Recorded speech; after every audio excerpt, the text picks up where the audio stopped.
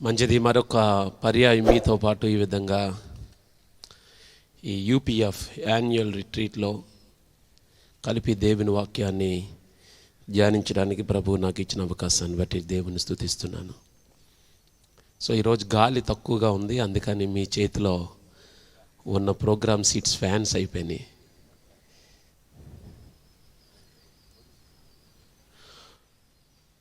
ముగ్గురు తెలంగాణ స్టూడెంట్స్, ముగ్గురు ఆంధ్ర స్టూడెంట్స్ కలిపి హైదరాబాద్లో ఉంటున్నారు. వాళ్ళు విశాఖపట్నంలో జరిగే ఒక కాంపిటేటివ్ ఎగ్జామ్ రాయడానికి బయలుదేరారు. 6 ఒకే ట్రైన్ ఎక్కాలి, లైన్గా నిలవబడ్డారు. పాపం ఆంధ్రులు ముందుకు వెళ్ళిపోయి 3 టికెట్లు కొనుక్కున్నారు. వెనక తెలంగాణ విద్యార్థులు చాలా తెలివైన వాళ్ళు ఇటు అటు చూసి 3 కలిపి ఒక టికెట్ కొన్నారంట. వీళ్ళకి ఆశ్చర్యం అనిపించింది. ఏంటి, మన 3 ఒక్కొక్క టికెట్ కొనుక్కున్నాం, వీళ్ళు 3 కలిపి ఒకటే కొనుక్కున్నారని. 6 ఒకే బోగిలో కూర్చున్నారు. ఆంధ్రులు ఒకటే ప్రార్థన చేస్తున్నారు, ఇప్పుడు టికెట్ కలెక్టర్ రావాలని, టికెట్ ఇన్స్పెక్టర్ రావాలి, వీళ్ళు దొరికిపోవాలి. ఈలోపు రానే వచ్చే TTE, travel ticket inspector examiner,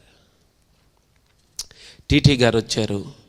వచ్చే లోపలికి వీళ్ళు 3 ముందుకు వెళ్ళిపోయి ఇది నా టికెట్ అండి, ఇది నా టికెట్, ఇది నా టికెట్ అని చూపించారు. అని వీళ్ళ వైపు చూస్తున్నారు, వీళ్ళు ఏం చేస్తారని.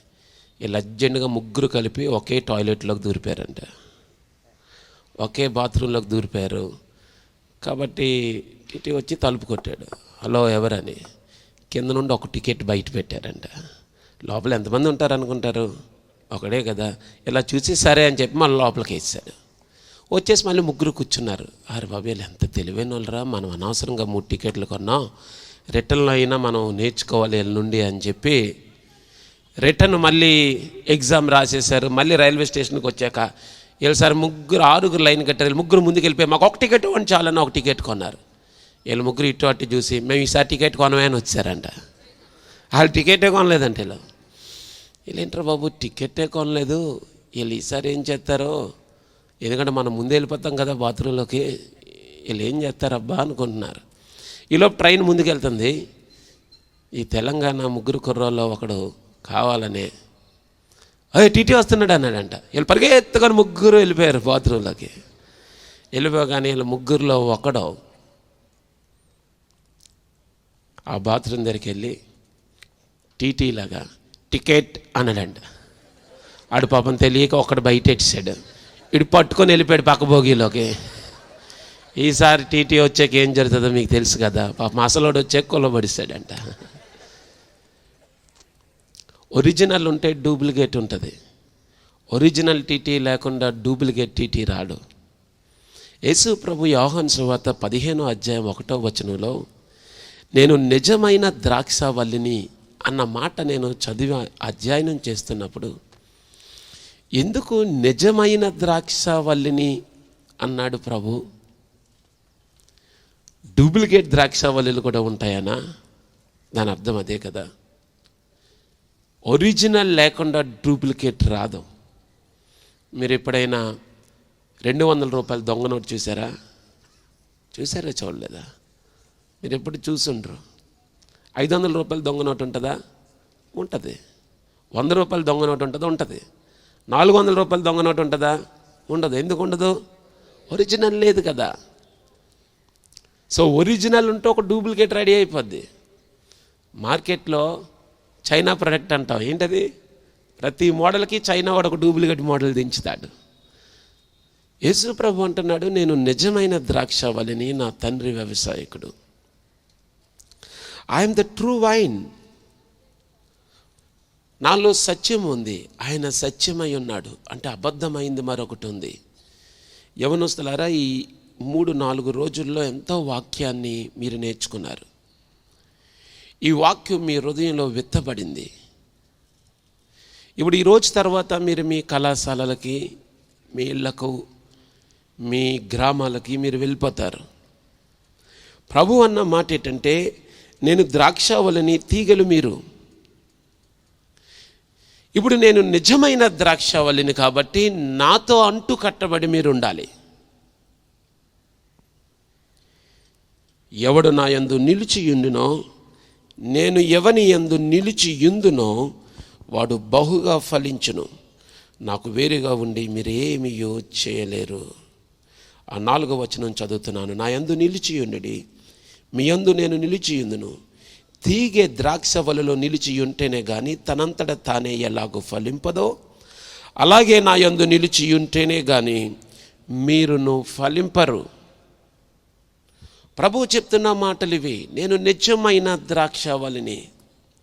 ఇప్పుడు నేను నిజమైన ద్రాక్షవల్లిని, మీరు తీగలు. ఇప్పుడు 2 కలిపి అన్ని వేళలా అంటూ కట్టబడి ఉండాలి. అందమైన గులాబీ పువ్వు ఆకర్షణీయంగా ఉంటుంది, చాలా అందంగా ఉంటుంది. అట్లాగని ఆ గులాబీ పువ్వుని బహుమానంగా ఇద్దామని ఆ గులాబీ పువ్వుని తెంపి ఎవరికైనా బహుమానంగా ఇస్తే ఆ సాయంత్రానికి ఎంత అందమైన పువ్వు అయినా వాడిపోతుంది. ఎందుకంటే దాంట్లో జీవం లేదు. యవనస్తులారా, ఈరోజు ఉదయం ఈ బైబిల్ స్టడీలో దేవునితో అంటు కట్టబడిన ఒక యవ్వనస్తుని జీవితం నుండి ఏ విధంగా ఫలభరితమైన జీవితం ఆ యవ్వనస్తుడు కలిగి ఉన్నాడో ఈ ఉదయకాలం మీతో పాటు ధ్యానిస్తాను. ఒక వ్యక్తి దేవునితో అంటు కట్టబడి ఉంటే, దేవునితో ఆ కనెక్షన్ ఉంటే, ఆ కనెక్టివిటీ ఉంటే ఆ వ్యక్తి జీవితంలో ఎలాంటి లక్షణాలు కనబడతాయో మనం ధ్యానం చేద్దాం. నిన్నటి ఉదయపు దినాన నేను ఈ ఫ్రూట్ఫుల్నెస్కి 4 మెట్టుల్లో 2 మెట్లు చెప్పాను. ఒకటి ప్లాంటింగ్, 2 గ్రోయింగ్. నిన్న సాయంత్రం 3వ మెట్టు ఫ్లరిషింగ్ అండ్ ప్రూనింగ్. అది ఎదుగుతూ ఉన్నప్పుడు కత్తిరింపులు చేయాల్సిన అవసరాన్ని గురించి నిన్న రాత్రి అనేక విషయాలు మనం ధ్యానం చేసాం. ఈ ఉదయకాల సమయం చాలా ప్రాముఖ్యమైన సమయం. ఇది బైబిల్ని అధ్యయనం చేయబోతున్నాం. This is Bible study. ఈ బైబిల్ స్టడీలో ఒక యవ్వనస్తుని జీవితాన్ని తీసుకొని ఆ యవ్వనస్తుడు ఏ విధంగా దేవునితో కనెక్టివిటీ కలిగి ఉన్నాడో, ఎలాంటి ఫలాన్ని ఆయన జీవితంలో చూడగలమో, చూసి మనం నేర్చుకోగలమో మనం ప్రయత్నిద్దాం. అపోస్తల కార్యాలు 13వ అధ్యాయము 22వ వచనములో ఆ యవనస్తుని గురించి రాయబడి ఉంది. అపోస్తల కార్యములు 13వ అధ్యాయము 22వ వచనము. తరువాత అతనిని అనగా సౌలును తొలగించి దావీదును వారికి రాజుగా ఏర్పరచెను. మరి ఆయన నేను యెస్సయి కుమారుడైన దావీదును కనుగొంటిని. అతడు నా ఇష్టానుసారుడైన మనుష్యుడు, అతడు నా ఉద్దేశములన్నీ నెరవేర్చునని చెప్పి అతన్ని గూర్చి సాక్ష్యం ఇచ్చాను. మీ దగ్గర బైబిల్ ఉంటే మీరందరూ ఈ 2వ మాట మీరందరూ చదువుతారా? అతడు నా ఇష్టానుసారుడైన మనుషుడు. అక్కడి నుండి రైట్ 1 2 3 స్టార్ట్. అతడు నా ఇష్టానుసారుడైన మనుషుడు, అతడు నా ఉద్దేశములన్నీ నెరవేర్చునని చెప్పి అతనిని గూర్చి సాక్ష్యం ఇచ్చాను. మనుషులు సాక్ష్యం ఇవ్వట్లేదు ఈయన గురించి, దేవుడు సాక్ష్యం ఇస్తున్నాడు. దేవుడు హృదయాలను చూసేవాడు. ఆయన కంటికి కనబడకుండా దాగేదేమీ ఉండదు. దేవుడు ఒక వ్యక్తి గురించి, ఒక యవ్వనస్తుని గురించి ఇస్తున్న సాక్ష్యం ఇది. అతను చాలా యవ్వనంలో ఉన్నాడు, ప్రాబబ్లీ టీనేజ్లో ఉన్నాడు. ఆఖరి కొడుకు, 8 మంది కొడుకుల్లో ఆఖరి కుమారుడు దావీదు. చిన్న వయసు దావీదుది. కానీ దావీదు గురించి దేవుడిస్తున్న సాక్ష్యాన్ని ఒకసారి గమనించండి. అతడు నా ఇష్టానుసారుడైన మనుషుడు, మొదటిది. ఏ man after my own heart. రెండవది, అతడు నా ఉద్దేశములన్నీ నెరవేర్చునని చెప్పి అతన్ని గూర్చి సాక్ష్యం ఇచ్చాను. He will do everything what I want him to do. నేను ఏది అని నా మనసులో అనుకుంటానో ఆయన ఖచ్చితంగా అది చేస్తాడు. నా ఉద్దేశాలన్నీ నెరవేర్చే ఒక యవనస్తుడు. మొక్కను నాటినప్పుడు, విత్తనం వేసినప్పుడే ఆ వ్యవసాయదారుడు, ఆ రైతు అనుకుంటాడు నేను ఫలాన్ని అనుభవించాలని.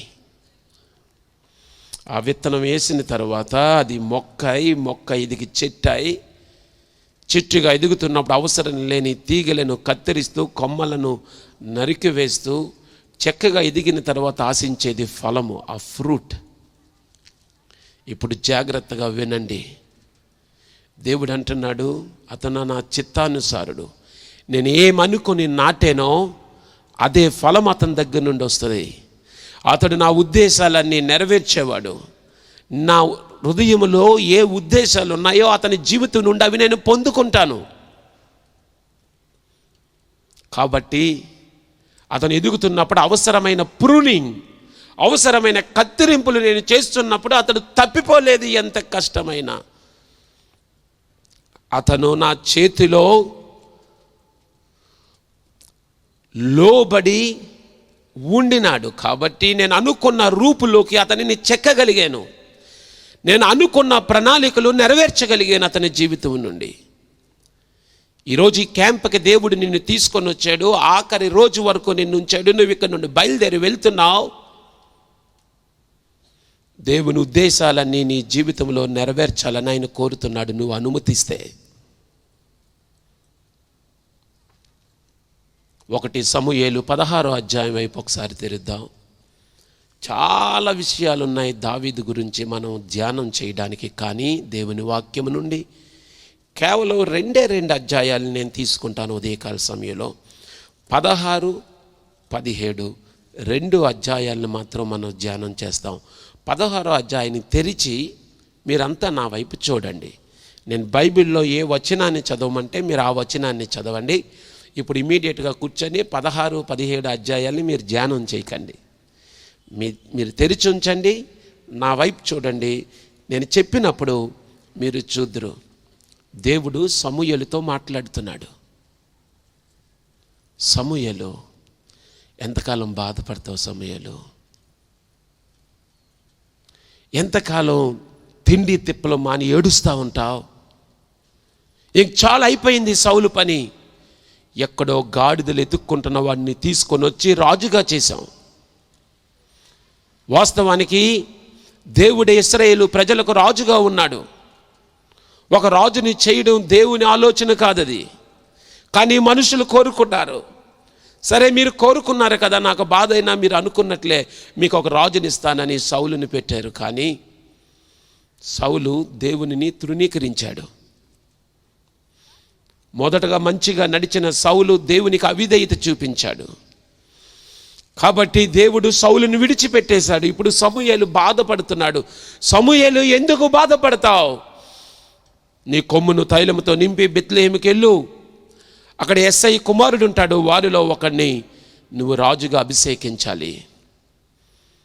సరే, కొంత సంభాషణ అయిన తర్వాత సమూయేలు బయలుదేరాడు ఎస్ఐ ఇంటికి, బెత్లెహేము. నువ్వు బెత్లెహేం వెళ్ళాలని చెప్పాడు దేవుడు, ఎస్ఐ ఇంటికి వెళ్ళాలని చెప్పాడు. కానీ ఏ కొడుకుని రాజుగా అభిషేకించాలో చెప్పలేదు. దేవుడు మన జీవితాలలో ఒక్క మెట్టుని ఒక్క పర్యాయం చెప్తాడు. నీవు లోబడి ఆ ఒక్క విషయంలో కానీ విధేయత చూపితే దేవుడు 2వ మెట్టుని చెప్తాడు. నీ ఆత్మీయ జీవితంలో దేవుణ్ణి నమ్ముట చాలా ప్రాముఖ్యమైనది. సమూయేలు బయలుదేరి వెళ్ళాడు. ఊరు పెద్దలంతా హడావడిగా ఎదురుపడ్డారు. సమూయేలు వస్తుంటే సాక్షాత్తు దేవుడు వస్తున్నట్లే. ఓ సమూయేలు, నువ్వు వస్తున్నావు, నువ్వు ఇప్పుడు ఏం మాట్లాడినది దేవుడు మాట్లాడినట్లే. క్షేమంగా వస్తున్నావా? ఎలాంటి సమాచారం తెస్తున్నావో? గుండె వేగంగా కొట్టుకుంటుంది. సమూయేలు, మీకు క్షేమ సమాచారాన్ని పట్టుకొని వచ్చాను, రండి, బలివ్వాలి, ఎస్ఐ ఇంటికి రండి. అందరూ వారు శుద్ధి చేసుకుంటూ తయారైపోయి అందరూ వచ్చేసారు. చాలా పెద్ద హడావడి జరుగుతుంది. ఊరంతా ఒకటే హడావడి. బెత్లెహేము అనేది ఒక చిన్న గ్రామము.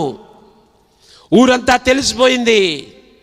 ఓ సమూయేలు వచ్చాడు బెత్లెహేమ్కి. మీ ఊరికి ముఖ్యమంత్రి వస్తే హడావడి చేయరా? రోడ్లు తోడరా? పక్కనంతా మార్కింగ్ లేరా? కాన్వాయి, పోలీసు వాళ్ళు, శబ్దాలు, హడావడి కనిపించదా? సమూయేలంటే సాక్షాత్తు దేవుడా ఊరికి వచ్చినట్లే. ఊరంతా హడావడిగా ఉంది. ఈ రోజుల్లో పోల్చి మాట్లాడాలంటే ఎస్ఐ ఇంటి బయట చాలా టెంట్లు వేశారు. అంతా చాలా కోలాహలంగా, ఆర్భాటంగా, హడావడిగా ఉంది. ఇప్పుడు సమూయేలు ఒకరి తర్వాత ఒకరిని పిలుస్తున్నాడు. ఇంటి దగ్గర ఆ కార్యక్రమం అవుతుంది. కానీ అడవిలో ఒక్కరోడు ఉండిపోయాడు. చిన్నోడు అడవిలో ఉండిపోయాడు. ఆయన పేరు దావీదు. పక్కనున్న గొల్లోడు అడుగుతున్నాడు, దావీదు వస్తుంటే మీ ఇంటి బయట అంతా చాలా అడవడి జరుగుతుంది, ఏంటది? ఏమో మా నాన్న ఏం చెప్పలేదు నాకు. ఊరందరూ అక్కడే ఉన్నారు. మన పంచాయతీ ప్రెసిడెంట్ గారు అక్కడే ఉన్నారు. మన ఊరి పెద్దలంతా అక్కడే ఉన్నారు. అంత అడవడి. సమూయేలు వచ్చాడంట కదా. ఏదో ఏదో రాజుగా చేస్తారంట. మీ ఇంట్లో ఏంట్రా, నువ్వేంట్రా ఈ గొర్రెల దగ్గర ఉన్నావు? ఏమో మా నాన్న నన్ను గొర్రెలే కాయమన్నాడు. జాగ్రత్తగా వినండి. దావీదు జీవితంలో మొదటి లక్షణం రాసుకోనండి, హంబుల్నెస్ అండ్ మీక్నెస్. ఎంత దీనత్వం ఉంది. ఏమండి, ఇంటిలో అంత పండగ అవుతుంటే వెళ్ళిపోయి గొర్రెలు కాసుకుంటున్నాడు. ఈరోజు గొర్రెలు కాయడం ఏంటి? నేను మన ఇంట్లో ఒకరు రాజు అవుతున్నారంట. ఏమండి, ఒక్క మాట చెప్తాను వినండి. ఇంట్లో పల్లెటూరులోనే 5 అన్నదమ్ములు ఉంటే పోన ఆఖరోడిని మెకానిక్ షాపులో జాయిన్ చేశాడు అనుకుందాం, వాళ్ళ నాన్న చదువు అవ్వలేదని. పెద్దోడికి పెళ్ళి అవుతుంటే చిన్నోడిని పిలుస్తాడే పెళ్ళి ఆ ఒక్కరోజైనా కొత్త బట్టలు కొంటాడు అక్కడ. ఇదేమి ఎస్ఐ అండి, నాకు అర్థం కాదు. అరే, ఇంటిలో అంత పెద్ద కార్యక్రమం అవుతే ఆ రోజు కూడా అడవికి పంపాలా? ఆ రోజు కూడా గొర్రెలు కాయడానికి పంపించాలా? ఏమీ మాట్లాడకుండా విధేయత చూపి వెళ్ళిపోయాడు. దావీదు ఫెయిత్ఫుల్ వర్కర్, నమ్మకమైన పనివాడు దావీదు. జాగ్రత్తగా వినండి యవ్వనస్తులారా, మీ జీవితం ఫలభరితంగా ఉండాలని ఆశపడుతున్నావా? దీనత్వాన్ని నేర్చుకో. నీ జీవితంలో గర్వం ఉండకూడదు. ఇది చాలా చాలా చాలా ప్రాముఖ్యమైన లక్షణం. చాలామంది యవ్వనస్తులు కొంత చదువుకున్నప్పటికీ, కొంత కాలేజీకి వెళ్ళినప్పటికీ వాళ్ళ ఇంట్లో వాళ్ళంటే ఏమాత్రం లెక్క ఉండదు. మీలో ఎంతమంది కాలేజీ స్టూడెంట్స్ ఉన్నారు? మీ చేతులు పైకి ఎత్తారు ఒకసారి. మేము కళాశాలకి వెళ్ళి, స్కూల్ కాదు కాలేజీకి బాగా పైకి ఎత్తండి. 90% మంది కాలేజీకి వెళ్ళే వాళ్ళు ఉన్నారు. మంచిది. నా వైపు చూసి వినండి. నేను ఎప్పుడు చూసినా మిమ్మల్ని, మీ కళ్ళు నా వైపు ఉండాలి. జాగ్రత్తగా చూస్తూ వినాలి. అమ్మ నాన్న చదువుకోలేదు, కానీ నువ్వు ఇంజనీరింగ్ కాలేజీకి వెళ్తున్నావు. కానీ వాళ్ళు నీ తల్లిదండ్రులు, నువ్వు వారికి లోబడాలి. అరే నాన్న ఇలా నీకేం తెలీదు, కాలేజ్ అంటే ఏమనుకుంటున్నావు? అవును, వాళ్ళకేం తెలీదు, కానీ వాళ్ళు నిన్ను కన్నారు. దేవుడు వారిని సాధనాలుగా వాడుకున్నాడు నీవు ఈ భూమి మీదకి రావడానికి. దావీదు ఏం చేస్తున్నావు? గొర్రెలు కాసుకుంటున్నాను. ఏంటి గొర్రెలు కాసుకోవడమే నీ పని? అవును, నా పని గొర్రెలు కాసుకోవడమే. మీ ఇంటి దగ్గర చాలా అడవడవుతుంది, కానీ నా పని గొర్రెలు కాసుకోవడమే. ఇది నమ్మకంగా చేస్తాను. విను జాగ్రత్తగా. నీకు చిన్న పని ఇచ్చినా అది నమ్మకంగా చేయడం నేర్చుకో. పక్కోడిని చూడొద్దు. మన్నీలు 7 ఉన్నారు, వాళ్ళందరూనేమో అక్కడ ఉంటారు హడావడిగా సూటు బూట్ వేసుకొని. నేనేమో ఈ తువాలు చుట్టుకొని అడవికి వెళ్ళాలా అని అనలేదు. నాకు ఇచ్చిన పని గొర్రెలు కాయడం, నేను ఇది నమ్మకంగా చేసుకుంటాను. డేవిడ్ వాజ్ హంబుల్, మీక్ అండ్ ఎ ఫెయిత్ఫుల్ వర్కర్. ఒకళ్ళ తర్వాత ఒకళ్ళు వస్తున్నారు. ఎలియాబు వచ్చి నిలవబడ్డాడు సమూయేలు ముందు. 6 అడుగులు ఎత్తు, 6 feet 6 pack, కరెక్ట్గా ఉన్నాడు. సమూయేలు అనుకున్నాడు, ఇతనే తప్పకుండా వీడే రాజు. ఎందుకంటే సౌలుకి ఈడే సబ్స్టిట్యూట్, సరిగ్గా సరిపోతాడు. ఎందుకంటే సౌలు లాంటోడిని తీసేస్తే సౌలు అందరూ మనుషులు కూడా సౌలు భుజాల దగ్గరికి వస్తారు, అంత ఎత్తుంటాడు. కాబట్టి ఎలీయాబే బాగున్నాడు, ఓకే సెలెక్ట్ చేసేద్దాం అన్నాడు. దేవుడు అన్నాడు ఆయన పక్కకు తోసాయి. ఈడు కాదా బాబు, రెండోవాడు రామ్మా అభినాదాబ్ వచ్చేసాడు. వాడు కూడా కండలు కొండల్లాగా ఉన్నాయి, మంచి బందోబస్తుగా ఉన్నాడు, టెన్షన్లో నిలబడ్డాడు. అయితే వీడు అయ్యి ఉంటాడులే, వీడు కొంచెం బాగున్నాడు, ఆ పెద్దోడు ఏదో దుర్మార్గమైన పని చేసి ఉంటాడు, దేవుడు వద్దనేసాడు, వీడు అయ్యి ఉంటాడని తైలం తీయబోతుంటే దేవుడు అన్నాడు వీడు కూడా కాదు, తోసే పక్కగాడిని కూడా మూడోవాడు రావాలి, షమ్మా. ఈ టెన్షన్లో వచ్చాడు. బాగున్నాడు, మనిషి భలేగా ఉన్నారు. వీళ్ళు ముగ్గురు కూడా అప్పటికే యుద్ధాలు చేసిన వాళ్ళు, అప్పటికే ఆర్మీలో ఉన్నారు వాళ్ళు, అప్పటికే వాళ్ళకి బాణాలు వాడడం ఎలాగో తెలుసు, కత్తులు వాడడం ఎలాగో తెలుసు. కాబట్టి ఈ మూడోవాడు కన్ఫామ్ అయిపోతాడు. ఈడు మట్టు కన్ఫామ్ అనుకున్నాడు. దేవుడు ఆడు నాట్ కన్ఫామ్ అన్నాడు. ఈడు కూడా కాదు, ఈడిని తోసే. 4, 5, 6, 7 అందరూ అయిపోయారు. ఒక్కొక్కడు వస్తున్నాడు, ఇంక నెత్తి మీద తైలం వేసేస్తాడని బుర్ర ఉంచుతున్నారు, పక్కపోతున్నారు. 7 వరుస అయిపోయింది. ఇంకెవడున్నాడు ఇక్కడ? 7 కొడుకులు అయిపోయారు. సమూయేలుకి లిస్టు తెలియదు ఎంతమంది కొడుకులు ఉన్నారో. అరే దేవుడు తప్పు చెప్పడే, దేవుడు కరెక్ట్గా బెత్లెహేము వెళ్ళమన్నాడు కదా, బెత్లెహేము వెళ్ళమన్నాడు. దేవుడు సరిగ్గా ఎస్ఐ ఇంటికే వెళ్ళమన్నాడు, ఎస్ఐ ఇంటికే. కొన్నిసార్లు డౌట్ వస్తుంది. మొన్న ఒకసారి ఒక మీటింగ్ కన్నా వరంగల్ వచ్చాను. వరంగల్ వచ్చి ఇంకా అరగంటలో ట్రైన్ వస్తుంది అనగా ఆర్గనైజర్స్ ఫోన్ చేస్తే ఫోన్ ఎత్తట్లేదు. నాకు ఎక్కడికి వెళ్ళాలో వాళ్ళు ఎవరో తెలీదు. ఒక అన్న రిఫరెన్స్ ఇస్తే సరే ఆ రోజు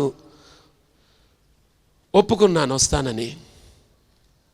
స్టేషన్లో దిగిపోయిన ఫోన్ చేస్తుంటే ఫోన్ ఎత్తట్లేదు. ఈ అన్నకు ఫోన్ చేస్తే స్విచ్ ఆఫ్.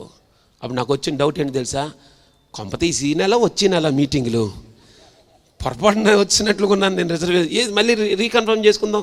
ఆ రోజే సమూయేలు ఇప్పుడు ఏంటి 7 అన్నయ్యలు అయిపోయారు, 7 కొడుకులు అయిపోయారు. 7 పరిపూర్ణమైన నెంబర్ కదా బైబిల్లో, కాబట్టి 7 కానీ వదిలేసి ఉంటాడు అనుకున్నాడేమో. ఇప్పుడు అడుగుతున్నాడు ఎస్ఐ, ఒక్క మాట చెప్పయ్యా, నీ కొడుకులందరూ ఇక్కడ ఉన్నారా? ఏం చెప్పాడు చూడండి, 12వ వచనంలో 11వ వచనంలో కడసరి వాడు ఒకడు ఉన్నాడు. అయితే వాడు ఏం చేస్తున్నాడు అంటే ఒకడు ఉన్నాడు కానీ ఆడు మా లెక్కలో ఉన్నాడు, వాడిని మేము లిస్టులో వేసుకోము. వాడు గొర్రెలు కాయడానే తప్ప దేనికి పని చేయడు. అది ఇన్ కంక్లూజన్. ఓ ఎస్ఐ, ఇంకెవరైనా నీ కొడుకులు ఉన్నారా? ఒక్కడున్నాడండి, ఆడ ఆఖరుడు. కాకపోతే ఆడు అడవిలో గొర్రెలు కాసుకుంటున్నాడు. మరి కొడుకులందరినీ పిలవమంటే ఎందుకు పిలవలేదు వాడిని మేము దేనికే పిలవండి, మేము దేనికి ఆడిని పెద్ద లెక్కలో పెట్టుకోం. సమూయేలు అన్నాడు అతడు వాడిని పిలువనంపి త్వరగా ఆడిని తీసుకొని రా. ఆ వచ్చిందాకా కూడా మనం ఏం చెయ్యం. ఇటు చూడండి, పరిగెత్తుకెళ్ళాడు. 7 ఏ అన్నీ వెళ్ళాడో నాకు తెలీదు, మొత్తం మీద ఎవడో పరిగెత్తుకెళ్ళాడు. దావీదు దావీదు దావీదు నాన్న రమ్మంటున్నాడు నిన్న. హలో, అక్కడ నువ్వు ఉంటే ఏమంటావు? మా బాబుకి ఇప్పుడు గుర్తొచ్చానా నేను? ఎరా మీ 7 తోసేక నేనా రానని చెప్పు అనరా మీరు? నేను అన్నా 7 అయిపోయిన తర్వాత ఇప్పుడు పిలుస్తాడా నన్ను? భోజనాలన్నీ అయిపోయి ఉంటాయి ఇప్పటికి, ఆ ఇంగిల్ ప్లేట్లు ఎత్తడానికి వాళ్ళు పిలుస్తున్నాడు, మేము రావండి. కొంతమంది పెళ్ళికి ఆఖరి రోజు కార్డు ఎత్తే వెళ్ళరు. ఏమన్నా అందరికి ఇచ్చారంటే, మా ఇంటి పక్క మొన్న ఇచ్చారంటే ఇప్పుడు ఇస్తున్నారే. అందుకే ఫలం లేదు. దావీదే మాట్లాడలేదు. పిలుస్తున్నా, మా నాన్న పిలుస్తున్నాడా, ఉండి వచ్చేస్తాను నేను, ఎప్పుడు రెడీ. దావీదులో ఆ ప్లెయిన్ హార్ట్ విత్ అవైలబిలిటీ ఉంది. రెండవది హృదయ శుద్ధి ఉంది, అందుబాటు ఉంది. ఎప్పుడు పిలిస్తే అప్పుడు రెడీ. నువ్వెప్పుడు రమ్మంటే అప్పటిదాకా ఇక్కడే ఉంటా. అడవిలో వానకి తడుస్తా, ఎండకి ఎండితే పర్వాలేదు, నువ్వు నాకు పని ఇచ్చావు, నువ్వు పిలిచేటంత వరకు ఇక్కడే ఉంటాను. యవనస్తులారా, నీ జీవితం ఫలభరితంగా ఉండాలా? నీ హృదయాన్ని శుభ్రంగా ఉంచుకో. కన్నింగ్ హార్ట్ వద్దు. ఓ నతానియేలు, నీలో నేను కపటము చూడలేదు. There is no guile in you. నీలో కపటం లేదు, రాజకీయం లేదు, కుట్ర లేదు. దావీదో నాన్న నిన్ను పిలుస్తున్నాడు అనగానే బయలుదేరి వచ్చేసాడు. 12వ వచనాన్ని నేను చదువుతున్నాను, 16వ అధ్యాయం. అతడు వాడిని పిలువనంపించి లోపలికి తోడుకొని వచ్చెను. అతను ఎర్రని వాడును, చక్కని నేత్రములు గలవాడును, చూచుటకు సుందరమైన వాడినై ఉండెను. అతడు రాగానే, నేను కోరుకున్నవాడు ఇతడే, నీవు లేచి వాడిని అభిషేకించమని యెహోవా సెలవీయగా. ఇటు చూడండి ఒకసారి. గొర్రెలు కాసుకుంటున్నాడు కదా అని సొట్టోడో కుంటోడో కాదు. అతను చక్కని నేత్రాలు కలిగినోడంట. అమ్మవాడు కళ్ళు భలేగున్నాయండి అంటారంటే వాడు చూసినా. మంచి అట్రాక్షన్ అండి, సుందరంగా ఉన్నాడు. ఇప్పుడు దేవుడు పైరూపాన్ని చూడ్డని చెప్పాడు కదా, ఇప్పుడు ఎందుకు పైరూపాన్ని రాస్తున్నాడు? ఎలియా వచ్చినప్పుడు ఇతనే కోరుకున్నాడంటే ఏం చెప్పాడు దేవుడు సమూయేలుతో? మనుషులు పైరూపాన్ని లెక్క పెడతారు కానీ దేవుడు అంతరంగాన్ని, హృదయాన్ని చూస్తాడని చెప్పిన దేవుడు దావీదు వచ్చినప్పటికీ అతని పైరూపాన్ని గురించి కూడా రాస్తున్నాడు అక్కడ. అంటే దావీదు పనికిరాని వాడేం కాదు, కానీ నానేం చెప్పితే అది చేసేవాడు, తండ్రి చిత్తానికి లోబడినవాడు. యవనస్తులారా, మీ జీవితంలో ఫలం కావాలా? తండ్రి చిత్తానికి ఒప్పుకో. దేవా నువ్వేమి చెయ్యమంటే నేను అది చేస్తాను. గొర్రెలు కాయమంటావు, అక్కడే ఉంటాను. అడవిలో ఉండమంటే ఉంటా. ఎప్పటిదాకా ఉంటాను తెలుసా? నువ్వు అక్కడి నుండి నన్ను రమ్మన్నదాకా అక్కడే ఉంటా. నువ్వు పెట్టిన చోటు నుండి నేను కదలను. నేను కోరుకున్నవాడు ఇతనే, ఎందుకంటే నేను అతని హృదయాన్ని చూశాను. పైరూపాన్ని గురించి ఇక్కడ రాయించాడు దేవుడు, కానీ దేవుడు దావీదు హృదయాన్ని చూశాడు, అతని అందుబాటుని చూశాడు. వెంటనే అక్కడ రాయబడిన మాట ఏంటో తెలుసా? సమూయేలు అతని సహోదరుల ఎదుట, దావీదు సహోదరుల ఎదుట దావీదుని అభిషేకించాడు. ఎవరి ఎదుట? ఎవరి ఎదుట? ఎందుకు రాశాడు ఆ మాట?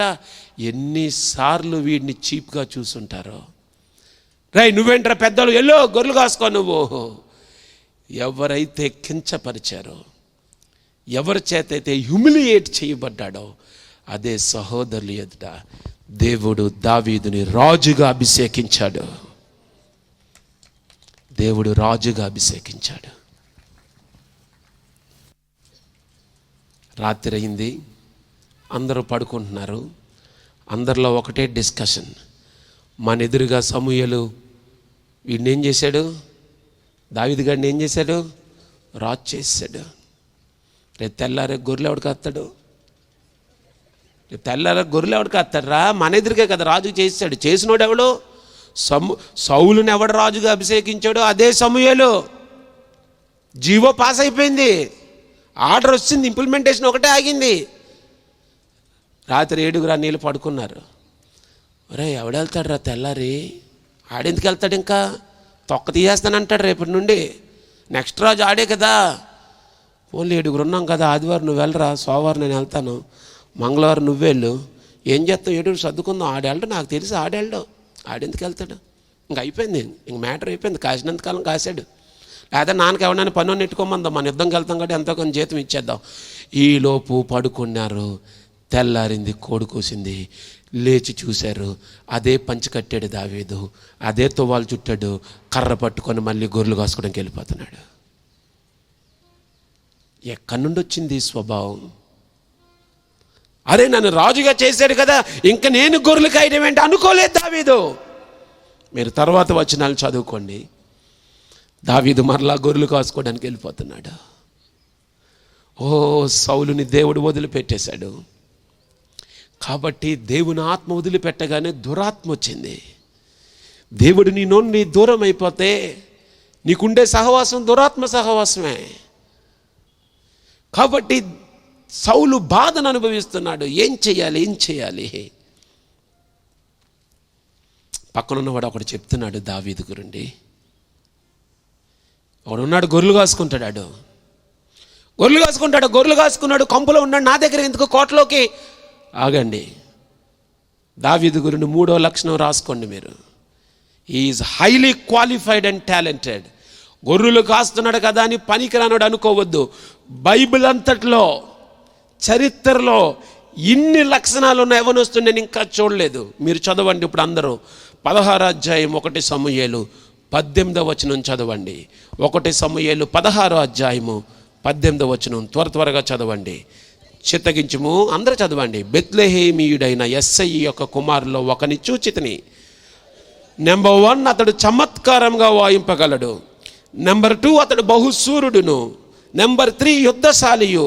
నెంబర్ 4, మాట నేర్పరియు. నెంబర్ 5, రూపసియునై ఉన్నాడు.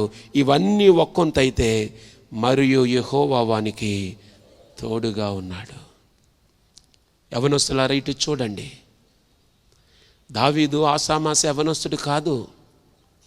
గొర్రెలు కాసుకుంటున్నాడు కదా అని ఏ పనికిరానడు అనుకోవద్దు. జాగ్రత్తగా విని ఒక్కసారి. చమత్కారంగా వాయించగలడు.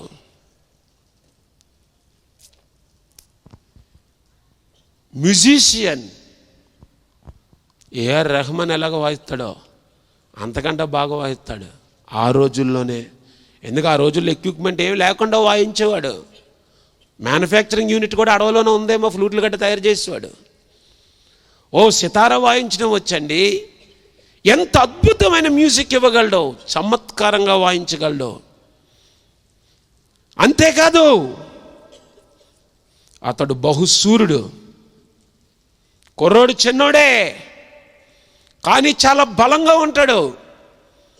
సింహం వచ్చిన మేక పిల్లని చీల్చినట్లు చీల్చేయగలడు.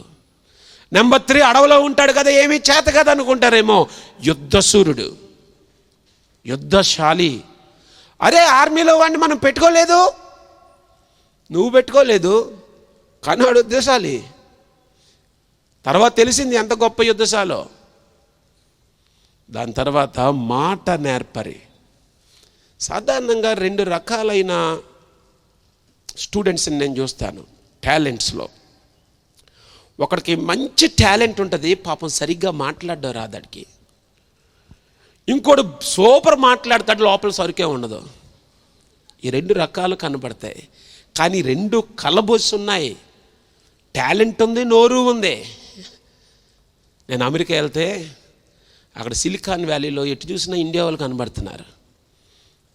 అక్కడ మా వదిన ఉంటుంది, వాళ్ళ ఇంట్లో ఉన్నాను కొన్ని రోజులు.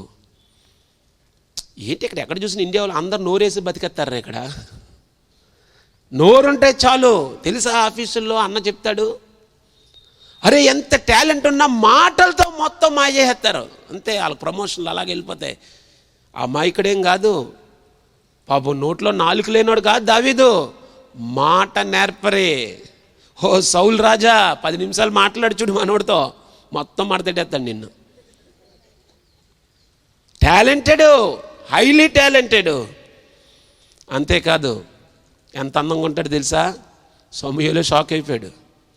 కళ్ళు ఎలాగున్నాయంట, సూపరు, చక్కని నేత్రాలు కలిగిన వాడు, అందంగా ఉంటాడండి. ఎవడు చూసినా మళ్ళీ రెండోసారి చూస్తారంట, భలేగా ఉన్నాడే కుర్రాడు. అందానికి అందం ఉంది, టాలెంట్కి టాలెంట్ ఉంది, నోటికి నోరుంది. లేనిదేంటి దావీదు దగ్గర? ఇన్ని టాలెంట్స్ ఉంచుకొని ఎక్కడ బ్రతుకుతున్నాడు?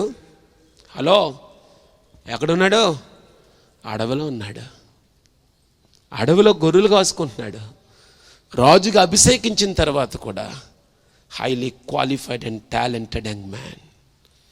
4వది, సౌలు దగ్గర తీసుకొని వచ్చారు. 16వ అధ్యాయం 21వ వచనాన్ని చదవండి. 16వ అధ్యాయం 21వ వచనం. దావీదు సౌలు దగ్గరకు వచ్చి అతని ఎదుట నిలువబడగా, అతని యందు సౌలు నాకు బహు ఇష్టము పుట్టెను, అతడు సౌలు ఆయుధములను మోయువాడాయను. కొంచెం చిన్న ప్రమోషన్ వచ్చింది. సౌలు బ్యాగ్ మోస్తాను అంటున్నాడంట. సార్ బ్యాగ్ ఎవరండి? మేము మోస్తాం. కానీ దావీదును చూడగానే సౌలుకి ఏం పుట్టింది? ఇష్టం పుట్టేసిందంట. అరే భలేగా ఉన్నాడు రా, ప్లీజింగ్ పర్సనాలిటీ. 4వది ప్లీజింగ్ పర్సనాలిటీ. దావీదుని చూడగానే ప్రజలకు ఇష్టం పుట్టేటట్లు ఉండేవాడు. క్రైస్తవ యవనస్తులకి ఇది చాలా ప్రాముఖ్యమైంది. నీవు అధికారుల ముందు, మీ ప్రొఫెసర్స్ ముందు, నాయకుల ముందు నిలవబడ్డావా, నీ ముఖము ప్రకాశంగా కనిపించాలి. ఆవదం ముఖం వేసుకొని ఉండకూడదు. కొంతమంది దేనత్వం అనుకుంటారు, అది జిడ్డు ముఖం వేసుకొని నవ్వైనా నవ్వరు. కొంతమంది నవ్వరు, అదేంటో. ఎదుటివాడు కనబడగానే నువ్వేం చేయాలి? ఒక నవ్వమ్మా, ఏమైపోదు. నిన్ను చూడగానే ఇష్టం పుట్టాలి, దయ పుట్టిస్తాడు. అది దేవుడు చేస్తాడు. ఎలాగండి నా ముఖం చూడగానే బాగుండాలంటే ఎలాగ? ఎన్ని ఫెయిర్ అండ్ లవ్లీలు రాయాలి చెప్పండి? అన్నీ రాసేస్తానంటే కుదరదు. అది అడ్వర్టైజ్మెంట్ వరకు బాగుంటుంది. ఇక్కడ రాస్తే ఈ ముక్క అంతా తెల్లగైపోయి ముక్క నల్లగుండిపోతుంది. అదేంటో. అది నిజమైతే నేను తెల్లగానే ఉందును. ఎన్ని క్రీములు రాసినా కొన్ని తొక్కలు తెల్లగా అవ్వవు. అర్థమైందా? కానీ అదే నమ్ముతారేంటో, దేవుని వాక్యాన్ని నమ్మరు. నిన్న దేవుని సేవకుడు చెప్తూ, నువ్వు వాక్యాన్ని చదవాలి, వాక్యం అంటే ఇష్టపడాలి, వాక్యంతో సమయం గడపాలి, దేవునితో సమయం గడపాలంటే అది ఎక్కదు బుర్రలోకి. ఆదివారం మధ్యాహ్నం ఈనాడు పుస్తకం తెస్తారు, అందులో రాస్తాడు. పేడలో పాలేసి, పసుపేసి, అందులో నిమ్మకాయ వేసి, పిండేక మొఖానికి రా తెల్లగొత్తాడు. అది నమ్మేస్తారు, వాక్యాన్ని నమ్మరు. ఇప్పుడు అది పెట్టి పామితో ఏమ్మా ఈనాడులో రాశాడు. ఏడిది అది? ఈనాడు రాస్తే దాని అథెంటికేషన్ ఏంటి? గ్యారంటీ ఏంటి? అవి రాస్తే ముఖం ప్రకాశించదో. మోషేని దేవుడు సీనాయి కొండకు రమ్మన్నాడు. పైకి వెళ్ళాడు, దేవుని సన్నిధిలో ఉన్నాడు. 34వ అధ్యాయం నిర్గమాకాండం కానీ మీరు చదివితే 29, 30, 31 వచనాలు చదివినప్పుడు ఏమి రాయబడిందో తెలుసా? 30వ వచనం, అహరోనును ఇశ్రాయేలులందరూ మోసేను చూచినప్పుడు అతని ముఖ చర్మము ప్రకాశించెను గనుక వారు అతన్ని సమీపింప వెరచిరి. ఆ కింద మీరు ఇంటికి వెళ్ళి చదువుకోండి. ఇటు చూడండి, మోసే దేవుని సన్నిధిలో గడిపాడు. ఇప్పుడు దేవుని యొక్క ప్రకాశత మోసే తీసుకొని వచ్చేసాడు. అరే బాబాయ్, చూడలేకపోతున్నా. మోసేకి తలకి ముసుకేశారు. నీ ముఖం ఎప్పుడు ప్రకాశిస్తుందో తెలుసా? నువ్వెంతసేపు మోకాళ్ళ మీద ఉంటే, నీ మోకాలు ఎంత నలబడితే నీ ముఖం అంత ప్రకాశంగా ఉంటుంది. నువ్వెంత సమయం దేవుని సన్నిధిలో గడిపితే. ఓ దావీదు, ఎందుకయ్యా అంత ప్లీజింగ్ పర్సనాలిటీ? అన్ని బాగా సాగుతున్నాయి నీకు. ఏమి సాగుతున్నాయి? దేవుడు రాజుగా అభిషేకించాక అదే బ్రతుకు, మరలా అదే గొర్రెలు, అదే అడవి, అదే వాన, అదే ఎండ, అదే అడవి, అదే జంతువులు, అదే అపాయాలు. కానీ ఏంటయ్యా నీ ముఖం? రాజుగారు చూసినన్నే ఎందుకు అంత ఇష్టం పుట్టేసింది? ఆ ముందు మాటలో మనం చదివాం, యెహోవా అతనికి తోడయ్యుండెను. దేవుని సన్నిధిని తీసుకొని వెళ్ళిపోతాడండి దావీదు ఎక్కడికి వెళ్తే అక్కడ దేవుని సన్నిధి వెళ్ళిపోతూ ఉంది. ఓ దేవుని ప్రసన్నతను మోసుకొని వెళ్తాడు. దావీదు అడవిలో ఉన్న దేవునితో ఉన్నాడు. దావీదు అడవిలో ఉన్న ఏ మనిషి లేకపోయినా దావీదు దేవుని సన్నిధిలో ఉన్నాడు. దేవుని ప్రసన్నతను తీసుకొని వెళ్ళాడు కాబట్టి 1 సమూయేలు 16వ అధ్యాయము 23వ వచనాన్ని మనం చదివితే, దేవుని యొద్ద నుండి దురాత్మ వచ్చి సౌలును పట్టినప్పుడల్లా దావీదు సితార చేత పట్టుకొని వాయింపక దురాత్మ అతనిని విడిచిపోయెను. అతడు సేదదీరి బాగాయను. 5వది, David was an anointed man with music. అభిషేకించబడిన సంగీతకారుడు, దేవుని సన్నిధిని మోసుకొని పోయే యవనస్తుడు. ఓ దావీదు, నీకంట బాగా వాయించేవారు లేరా? వాయిస్తే వాయించినవ్వండి. నా సంగీతంలో అభిషేకం ఉంది. నా సంగీతం విని దురాత్మలు పారిపోతాయి. నీవు చేసే పని మీద, నీ చేసే పనిలో దేవుని సన్నిధి నీతో తోడుగా ఉంటే అక్కడ చీకటికి తావుండదు. ఓ దురాత్మతో చాలా బాధపడుతున్నాడు, తలనొప్పి వచ్చేస్తుంది, మెంట్లెక్కిపోతున్నాడు. దావీదు గిటార్ పట్టుకొని ఆ సితార పట్టుకొని ఒక్క పాట వాయించేవాడంతే. దురాత్మలు ఖాళీ చేసి వెళ్ళిపోయావు అక్కడి నుండి. దురాత్మలు భయపడింది సంగీతానికి కాదు, దురాత్మలు భయపడింది దావీదుతో ఉన్న దేవుని సన్నిధికి. దావీదుతో ఉన్న దేవుని సన్నిధి ముందు దురాత్మలు, చీకటి శక్తులు నిలబడలేవు. ఈరోజు నీ ఊరు ఎంత చీకటిమయమై ఉండినా నీవు దేవుని సన్నిధిని ఎక్కడి నుండి తీసుకొని పోతే, దేవుడు నీతో వస్తే నీవు చేసే పని అత్యద్భుతంగా ఉంటుంది. ప్రజలను సేద తీర్చేటట్లుంటుంది. దేవుని బిడ్డలారా, ఎంత ఫలభరితమైన జీవితం దావీదుది.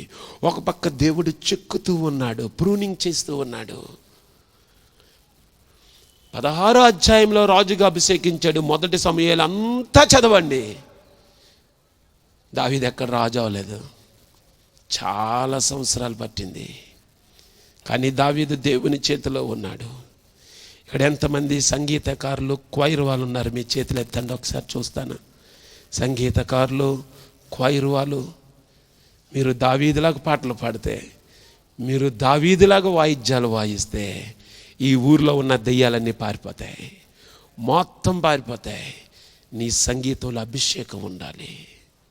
నువ్వు పాట పాడుతుంటే దేవుని సన్నిధిని అనుభవించాలి ప్రజలు. అట్టి పరిస్థితి దేవుడు మనకిచ్చును గాక. ఇప్పుడు వాయిద్యాలు వాయిస్తున్నాడు, సౌలు ఆయుధాలు మోస్తున్నాడు. మరి దావీదు గొర్రెలేమైనాయి? 6వది, David was a multi tasker. ఒకటి కంటే ఎక్కువ పనులు చేసే యవనస్తుడు దావీదు. చూడండి 17వ అధ్యాయం 15వ వచనంలో ఏమి రాయబడిందో. 1 సమూయేలు 17వ అధ్యాయం 15వ వచనం. దావీదు బెత్లెహేములో తన తండ్రి యొక్క గొర్రెలను మేపుచు సౌలు నొద్దకు తిరిగిపోవచ్చు వచ్చుచు నుండెను. ఒక పక్క గొర్రెలు కాస్తున్నాడు, ఒక పక్క ఎక్కడికి వెళ్తున్నాడు? ఏనన్నా రాజుతో ఒక మాట చెప్పమంటావా? రాజుగారి ఇంట్లో పని ఎంత ఉందనుకున్నావు? అబ్బో, మన వాళ్ళు కొంతమంది బిల్డప్ ఇస్తారండి. చిన్న ప్రమోషన్ వచ్చినప్పటికీ, బో ఏరా యూత్ మీటింగ్ కనబట్టలేదు, జాబ్ వచ్చిందన్నా, ఎన్నాళ్ళగా అనుకున్నావేటి? అరే ఏ జాబ్ వచ్చింది? మరి ఆదివారం కూడా కొద్దిగా ఖాళీ ఉండలేక బిజీ అయిపోతున్నాను నేను. బైబిల్ స్టడీలో కనబడటం లేదు నీవు. అదేనండి ఇప్పుడు ఇప్పుడు మరి ఇంజనీరింగ్ కదా. నా దగ్గర ఒక యవనస్తుడు ఉండేవాడు. వాడు ఇంటర్మీడియట్లో మారు మనసు పొందాడు. చాలా ప్రార్థన చేసేవాడు. నేను ఎప్పుడు పిలిచినా వచ్చేవాడు. ఒకసారి ఇంజనీరింగ్కి వెళ్ళాడు. 13 సంవత్సరాల క్రితం ఇంజనీరింగ్కి వెళ్ళిన తర్వాత ప్రార్థనకు రావట్లే. రాత్రి 10, 11, 12, 1 గంట వరకు ప్రార్థన చేసేవాడు మాతో పాటు. ఇప్పుడు ఇంజనీరింగ్కి వెళ్ళాడు, మంచి కాలేజీలో సీట్ వచ్చింది. అరే నువ్వు రావట్లేదు అన్న, చాలా రికార్డు వర్క్ ఉంటుందన్న, ఇంజనీరింగ్ కదా. బాబు మేము చదివారా బాబు, మాకు తెలుసు కొంచెం, మరీ తెలియనోడికైతే ఏం చేద్దు నువ్వు అన్నాను. అలా కదన్న, మీ రోజులు వేరు మా రోజులు వేరు, చాలా లోడ్ ఉంటుంది. ఎప్పుడు చూసినా చదువు రావడం మానేశారు ప్రార్థనలో. మిమ్మల్ని ఎవరిని చదువు మానమంటలేదు. నీ చదువు నువ్వు చదవాలి. నీ ప్రాధాన్యతల్లో చదువు మొదటిది. కానీ నీవు దేవుని పనిని, దేవుణ్ణి విడిచిపెట్టకూడదు. ఓ యవనస్తుడికి చెప్పాను ఎన్నోసార్లు నేను. మీకు తెలుసా, ఇప్పటికీ 13 సంవత్సరాలు దాటిపోయింది, ఇంకా ఇంజనీరింగ్ చదువుతున్నాడు. మీకు వస్తే చూపిస్తాను ఆయన కావాలంటే. ఇప్పటికీ చదువుతున్నాడు ఇంజనీరింగ్. అయ్యో, నువ్వు దేవుణ్ణి నిర్లక్ష్యం చేస్తున్నావు. దావీదు, సౌలు ఆయుధాలు మోస్తున్నావు, సౌలు దగ్గర సంగీతం వాయిస్తున్నావు, కానీ గొర్రెలు కాస్తున్నావు, మధ్య మధ్యలో మళ్ళీ వెళ్ళి వస్తున్నావు. ఒక పని చేస్తున్నావు, ఇంకో పనిని కూడా ఒప్పుకుంటున్నావు. దేవుడు నీకు ఆ సామర్థ్యాన్ని ఇచ్చినప్పుడు ఒకటి కంటే ఎక్కువ పనులు చెయ్యగలిగే శక్తిని దేవుడిచ్చినప్పుడు సోమరోడ్లాగా ఉండక, నిద్రపోక చురుకుగా ఉండు. దేవుడు చురుకుగా ఉన్నోళ్ళనే వాడుకున్నాడు. ఖాళీగా ఉన్నోడిని దేవుడు ఎప్పుడూ పిలవలేదు. ఏదో పనిలో ఉన్నోడినే పిలిచాడు దేవుడు. మీరు బైబిల్ 1వ అధ్యాయం నుండి ఆఖరి అధ్యాయం దాకా చదవండి. దేవుడు ఎవరిని పిలిచినా ఏదో ఒక పనిలో ఉన్నప్పుడే పిలిచాడు. దావీదు ఒకటి కంటే ఎక్కువ పనులు చేస్తున్నాడు. ఇప్పుడు గొర్రెలు కాసుకుంటున్నాడు. వాళ్ళ నాన్న నుండి కబురు వచ్చింది మరలా. 7వది, David was obedient to his father. తండ్రికి అన్ని వేళల విధేయత చూపినవాడు. తండ్రికి అన్ని వేళల విధేయత చూపినవాడు. 17వ అధ్యాయం 17వ వచనం చదవండి. త్వరగా చదవాలి, సమయం అయిపోతుంది. ఎస్ఐ తన కుమారుడైన దావీదుని పిలిచి, నీ సహోదరుల కొరకు వేయించిన ఈ గోధుమల్లో ఒక తూమెడు, ఈ 10 రొట్టెలను తీసుకొని దండులోనున్న నీ సహోదరులకు దగ్గరకు త్వరగా పొమ్ము. ఇటు చూడండి ఒకసారి, ఈ విచిత్రం ఆలోచించండి. ఏమండి, దావీదు ఇప్పటికే ఎన్ని పనులు చేస్తున్నాడు? గొర్రెలు కాస్తున్నాడు. రెండోది ఏం చేస్తున్నాడు? సౌలు ఆయుధాలు మోస్తున్నాడు. మూడోది ఏం పని చేస్తున్నాడు? ఏం చేస్తున్నాడు? మ్యూజిక్ వాయిస్తున్నాడు. మీరేమనుకోబోకండి, నేను కూడా మ్యూజిక్ కొట్టేవాడిని చాలా కాలం. ఈ మ్యూజిక్ కొట్టే వాళ్ళకి కొంత స్థాయి ఉంటుంది తెలుసు మీకు. వాళ్ళు ఇంక మిగతా పనులు ఏం చేయరు. మరి మీ ఊరోళ్ళ సంగతి తెలియదులేండి నాకు. మా ఊర్లో మళ్ళీ వాళ్ళకి అందరూ మొయ్యాలి. ఈ కీబోర్డులు బరువుగా ఉంటాయేం పాపం. అన్నీ చదివితే అప్పుడు సార్ వస్తాడు, ఇలాగా వచ్చేలాగలా అంటుంటాడు అనమాట. దావీదు మ్యూజిషియన్ కూడా. దావీదు ఆయుధాలు మోస్తున్నాడు. Chief secretary, chief security officer. ముందు మనోడే మోస్తుంటాడు. మూడోది గొర్రెలు కాస్తున్నాడు. వాళ్ళ నాన్న ఎవరిని పిలిచాడు చెప్పండి? ఎవరిని పిలిచాడు? మరలా దావీదు చేసినోడే చెప్తాడండి పనులు అంటారు. అవును, చేసినోడికే చెప్తారు పని. మళ్ళీ పిలిచి అంటున్నాడు, అరే మీ అన్నయ్యలు 3 యుద్ధానికి వెళ్ళారు. చాలా పెద్ద యుద్ధం, చాలా రోజులు అయిపోయిందిరా, బెంగ వస్తుంది. నా మీద లేదు కానీ బెంగ వాళ్ళ మీద ఉంటుంది. ఈయనకి బెంగ అనుకోలేదు. అరే వాళ్ళ 3 నుండి ఏదైనా ఆనవాళ్ళు తేరా, ఇదిగో ఈ క్యారేజ్ పట్టుకెళ్ళరా, కొంచెం క్యారేజ్ పట్టుకెళ్ళాలా? 3 వెళ్ళారా? నేను ఎన్నోవాడిని 8వ వాడిని. మధ్యలో ఎంతమంది ఉన్నారు? వాళ్ళేం పోటాడుతున్నారు? హలో, 3 వెళ్ళారు యుద్ధానికి. నేను 8వ వాడిని గొర్రెలు కాస్తున్నాను ఇక్కడ. ఎప్పుడు కబురు వస్తే మళ్ళీ అక్కడికి వెళ్ళాలి డ్యూటీకి. మరి మిగతా 4 ఉన్నారు కదా, రోడ్డు మీద తిరుగుతారు, అలా చెప్పచ్చుగా. అనలేదు దావీదు. విధేయత చూపాడు. తండ్రి ఏం చెప్తే దానికి లోబడ్డాడు. తండ్రి చిత్తానికి లోబడ్డాడు. నాన్న క్యారేజ్ ఇచ్చేయమంటావు అంతేనా? త్వర చేసి నాన్న ఇచ్చేస్తాను. ఎంత అద్భుతమైన జీవితం అండి దావీద్ది. ఎన్ని అద్భుతమైన లక్షణాలు ఉన్నాయి. అరే వాళ్ళ నాన్న పని చేస్తున్నోడికి ఇంకో పని చెప్తే ఎంత చిరాకేస్తుంది తెలుసా? అమ్మాయిలు ఉన్నారు కదా, అంట్లు తోముతా ఉంటారు. ఈలో తలుపు కొడతారు. అమ్మ అంటది, అమ్మ చూడు ఎవరు వచ్చారు తలుపు తీ అంటే టంగమని ఎత్తది ఆ ప్లేటు. ఎందుకు? కళ్ళు కనబట్టలేదు, అంట్లు తోముతున్నాను ఇక్కడ. ఒక పని చెప్తాం, ఇంకో పని ఎలా చేసేస్తాం? గొర్రెల్ని ముక్కలు కోసేయాలి దావీదు మనలాంటాడైతే. కోసి రోజుకి ఒకడికి పార్టీ చేసేయాలి, మటన్ బిర్యానీ. ఇంకెందుకు గొర్రెలు ఉండవు, ఇప్పుడు చెప్పు, ఇప్పుడు చేస్తాను అనాలే. అట్లా అనలే. నాన్న సరే నాన్న, క్యారేజ్ ఇవ్వాలి అంతే కదా నాన్న, ఇస్తాను నాన్న, నేను ఏటేటి ఇవ్వాలి చెప్పి ఇచ్చేస్తాను. నేను ఎక్కడున్నారు? యుద్ధం దగ్గర ఉన్నారా? పర్లేదు నాన్న, పట్టుకెళ్ళిస్తాను. ఇప్పుడు ఛాలెంజ్. మరి గొర్రెలు ఏం చేయాలి? గొర్రెలు ఏం చేస్తావు? నువ్వు నీ ఆ సంగతి మరి చూసుకో. నువ్వే కదా పని చెప్తున్నావు నాకు. ఒక పని చేస్తున్నాడు, ఇంకో పని చెప్తున్నావు. మరి ఆ ముందు పని ఎవడు చేస్తాడు? పని చెప్పినాడు చూసుకోవాలి. మరి దాన్ని ఏం చేయమంటావు? దాని సంగతి నువ్వు చూసుకో. మరి అయితే ఎవడో పంపు, నా 4 ఎవడో ఒకడిని వెళ్ళి కాయమను అన్నాడా? 8వది, ఇది దేవునికి చాలా ఇష్టమైంది. 8వది, David was a responsible shepherd. బాధ్యత కలిగిన కాపరి. ఎంత బాధ్యత తెలుసా? 17వ అధ్యాయం 20వ వచనం చదవండి త్వరగా. దావీదు ఉదయమున లేచి ఒక కాపరికి గొర్రెలను అప్పగించి ఆ వస్తువులను తీసుకొని ఎస్ఐ తనకిచ్చిన ఆజ్ఞ చెప్పిన ప్రయాణమైపోయెను. అబ్బా, ఎంత అద్భుతమైన కుర్రోడండి దావీదు. తెల్లారే లేచి ఏం చేశాడు? ఆ గొర్రెల్ని ఎవడికప్ చెప్పాడు? మరి ఈరోజు నా డ్యూటీ నువ్వు చెయ్యవా, రేపు ఎప్పుడైనా నీ డ్యూటీ నేను చేస్తానులే, నీకు ఎప్పుడో అవసరం పడుతుంది కదా, అప్పుడు నీ గొర్రెలు నేను కాస్తాను. ఎక్కువ గొర్రెలు ఏం కాదు, ఒక 50 గొర్రెలు ఉన్నాయేమో, చిన్న మంద అంటది. అరే అరే అరే కొద్దిగా చూడవా ఆమోసు. ఎవడు ఆమోసు? తోటి గొర్రెలోడేమో, నేను ఎట్టాను పేరు అందాక. ఆమోసు కొద్దిగా చూడరా, ఈ గొర్రెలు చూడరా. ఎందుకు? ఏమి లేదురా, మా నాన్న క్యారేజ్ ఇమ్మన్నాడు. మరి ఆ నలుగురు ఏం పాట ఆడుతున్నారు, అన్నీ నీకే చెప్తాడు మీ బాబు.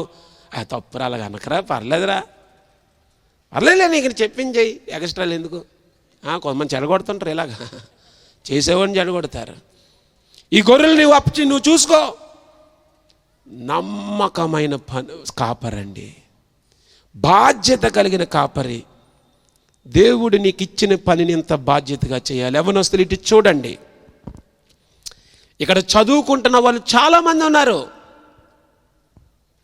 నీ చదువుని నీవు దేవుడిచ్చిన బాధ్యతగా స్వీకరించాలి. అవును, నువ్వు ఇలాంటి క్యాంపులకు వచ్చి, నువ్వు యూత్ మీటింగ్కి వెళ్ళిపోయి ఆదివారం పాటలు పాడేసి అన్ని కార్యక్రమాల్లో పాల్గొని పరీక్షలో తన్నేసావనుకో, దానివల్ల దేవునికి ఏం సుఖం ఉండదు, ఆనందం ఉండదు. నీ వల్ల దేవునికి అవమానం. నువ్వు దేవుని పని చేస్తున్నావా, నువ్వు దేవుని పనిలో పాల్గొంటున్నావా, నీకు ఇచ్చిన బాధ్యతను మర్చిపోవద్దు. ఏమైంది రిజల్ట్? ఏమైందన్నా, మరి అంత ప్రార్థనలో ఉన్నాం కదన్నా, మరి దాని దారిని అది పోయింది అనకూడదు. నువ్వు నీ బాధ్యత, దేవుడు నీకు చదవమని ఇచ్చాడు, అదే నీ ప్రాథమిక బాధ్యత. దావీదు యొక్క ప్రాథమిక బాధ్యత గొర్రెలు కాయడం. సౌలు ఆయుధాలు మొయ్యమన్నప్పుడు గొర్రెలను వదిలిపెట్టలేదు. సమూయేలు రాజుగా అభిషేకించిన తర్వాత గొర్రెలను వదిలిపెట్టలేదు. ఇప్పుడు ఆయుధాలను మోస్తున్నప్పుడు, వాయిద్యాలు వాయిస్తున్నప్పుడు గొర్రెలు విడిచిపెట్టలేదు. ఇప్పుడు క్యారేజీని పట్టుకెళ్ళమంటే అప్పుడు కూడా గొర్రెలను విడిచిపెట్టలేదు, వేరేవాడికి అప్పగించాడు. ఈ 4-5 రోజులు చదువు మీరు ఎవరు చదవలేదు కదా, లేకపోతే ఎక్కడికి కానీ ఇంజనీరింగ్ మెకానిక్స్ బుక్ తెచ్చారా? తేలేదు కదా. ఇక్కడంతా పాటల పుస్తకం, బైబిలు. ఇది ఈ 5 నేను మారు మనసు పొందిన తర్వాత జాగ్రత్తగా వినండి. నేను నా సాక్ష్యాన్ని కొంచెం చెప్పాను. నేను ఇంటర్మీడియట్ ఫెయిల్ అయిపోయాను ఒకప్పుడు. తర్వాత 5 పీజీలో ఒక PhD చదివాను. నేను చేసిన ప్రాక్టికల్ ఎగ్జామ్స్, థీసిస్, ప్రాజెక్ట్స్ అవన్నీ పక్కన తీసేసి మీకులాగా బెంచ్ మీద కూర్చొని 3 గంటలు రాసిన పరీక్షలు 128. నేను రాసిన మొత్తం పరీక్షలు 128 పరీక్షలు రాశాను నేను. నాకెప్పుడు కూడా సెకండ్ క్లాస్ కూడా నేను అందుకోలే, ఫస్ట్ క్లాసే అందుకున్నా. ఎలాగన్నయ్యా, రాత్రి పడుకున్నప్పుడు దేవుడు దర్శనంలో క్వశ్చన్ పేపర్ ఇచ్చాడా? కాదు. నేను రోజుకు 16 గంటలు చదివేవాడిని. రోజులు ఎన్ని గంటలు ఉంటాయి? 24 గంటల్లో 16 చేస్తే ఎంత? 18. 8 గంటల్లో ఎన్ని పనులు చేయాలి? పడుకోవాలి, తినాలి. నేను క్రికెట్ ప్లేయర్ని, మా యూనివర్సిటీలో క్రికెట్ ఆడేవాడిని. నేను క్రికెట్ ఆడుకోవాలి, టీవీ చూడాలి, ఫ్రెండ్స్తో ఇవన్నీ ఎన్ని గంటల్లో చేయాలి? 8 గంటల్లో. రోజు 16 గంటలు చదివేవాడిని. నేను పెద్ద పెద్ద స్కూల్లో చదవలే, నేను మున్సిపల్ స్కూల్లో చదివాను, గవర్నమెంట్ హై స్కూల్లో చదివాను, నేను తెలుగు మీడియంలో చదివాను. నేను ఈరోజు వెళ్ళొచ్చు అమెరికా, ఈరోజు మాట్లాడచ్చు ఇంగ్లీష్లో. కానీ నేను చదువుకున్న స్కూల్ తెలుగు మీడియం స్కూల్, ఒక చిన్న స్కూల్ అది. మా రోజుల్లో దుంపల బడులు అనేవారు వాటిని. కానీ కష్టపడి చదవడానికి ఇష్టపడ్డాను నేను. దేవుడు చదువుకునే బాధ్యత నాకు ఇచ్చాడు. నేను మ్యూజిక్ వాయించాను, నేను స్కిట్స్ వేసాను, నేను ప్రసంగాలు చేసేవాడిని చదువుకుంటున్నప్పుడే. కానీ నా చదువుని నేను నిర్లక్ష్యం చేయలేదు. దేవుడు మన ఎడల ఉన్నతమైన ప్రణాళికలు కలిగి ఉంటాడు. దేవుడు మన మీద ఒక బాధ్యత పెడతాడు. విద్యార్థులకు ఉన్న ప్రాథమిక బాధ్యత చదువుకోవడం. ఈ 5 రోజులు నేను మీటింగ్కి వెళ్ళాలని ఉంటే ఈ 5 రోజుల కొరకు ముందే ప్రణాళిక వేసుకునేవాడిని. 5 రోజులు పోతున్నాయి కదా, కాబట్టి తరువాత ఇంకొంచెం ఎక్కువ కష్టపడాలి. ఎప్పుడు ఇన్ని గంటలు లెగిస్తే 2 గంటల ముందు లేవాలి. నేను నెక్స్ట్ 5 రోజులు నాకు పోతాయి కాబట్టి 5 రోజులు చదువు నేను ఇప్పుడు కవర్ చేసుకోవాలి. నీ బాధ్యతను మర్చిపోవద్దు తమ్ముడు, చెల్లి. ఒకవేళ నువ్వు ఉద్యోగస్తుడువా, నీ ఉద్యోగంలో నీవు నిపుణత కలిగి పని చేయాలి, కష్టపడి పని చేయాలి. నీ బాధ్యతను మర్చిపోవద్దు. ఈరోజు నేను ఇంజనీరింగ్ కాలేజ్ ప్రిన్సిపల్ని. చాలాసార్లు ఇలా మీటింగ్స్కి తిరుగుతూ ఉంటాను, కానీ నా బాధ్యతను నేను మర్చిపోను. మొన్న నేను కాలేజీ నుండి వచ్చినప్పటికీ రాత్రి 1 గంట అయ్యింది. ఎందుకు రాత్రి 1 గంట అయ్యింది? ఈ గంటలన్నీ అక్కడ కవర్ చేసి వచ్చాను. నా పనిని నేను విస్మరించడానికి అవదు. నేను టీచింగ్కి వచ్చిన కొత్తలో 2002-03 ఆ సంవత్సరాల్లో ఉదయం 3 గంటలు లేచి లెసన్ ప్రిపేర్ అయ్యేవాడిని. ఉదయం 3 గంటలకు, అవును, 4, 5, 6, 7 4 గంటలు లెసన్ ప్రిపేర్ అయ్యి 1 గంట పాఠం చెప్పేవాడిని. 1 గంట పాఠం చెప్పడానికి 4 గంటల పుస్తకాలను చదివేవాడిని. అందుకే ఆ పుస్తకాలన్నీ నా బ్రెయిన్లో ముద్రించబడిపోయినాయి. కాబట్టి నేను టెక్స్ట్ బుక్లు, నోట్స్లు పట్టుకెళ్ళేవాడిని కాదు, నేను చెప్పేవాడిని. దేవుని తోడుగా ఉంటాడు మనకి, కానీ మనం నమ్మకత్వం కలిగి ఉండాలి. దావీదుకి దేవుడు తోడుగా ఉన్నాడు, కానీ దావీదు తన బాధ్యతను మర్చిపోలేదు. నేను టీచింగ్కి వచ్చినప్పుడు టీచింగ్లో కష్టపడి పనిచేయడం మొదలుపెట్టాను. అందుకే అప్పుడున్న ఉమ్మడి రాష్ట్రంలో హెచ్ఆర్డి మినిస్టర్ నాకు బెస్ట్ టీచర్ అవార్డు ఇచ్చారు. బెస్ట్ టీచర్ అవార్డు ఎందుకు ఇచ్చారు? నేను బెస్ట్గా పెర్ఫామ్ చేసినందుకు ఇచ్చారు. నేను దేవుని బిడ్డని. నేను చదివినా, నేను ఏ పని చేసినా నేను దేవునికి మహిమ తేవాలి. మీరు నా యందు, నేను మీ యందు నిలుచుంటే మీరు బహిగా ఫలించుట వలన నా తండ్రికి మహిమ, నా తండ్రి మహింపరచబడతాడు. మీలో ఎంతోమంది చదువుకుంటున్నారు, కష్టపడి చదువుకోండి. నేను ఉదయం 3 గంటలకు లేచేవాడిని అల్లారం పెట్టుకొని చదువుకుంటున్నప్పుడు. అందరు నిద్రపోయేవారు.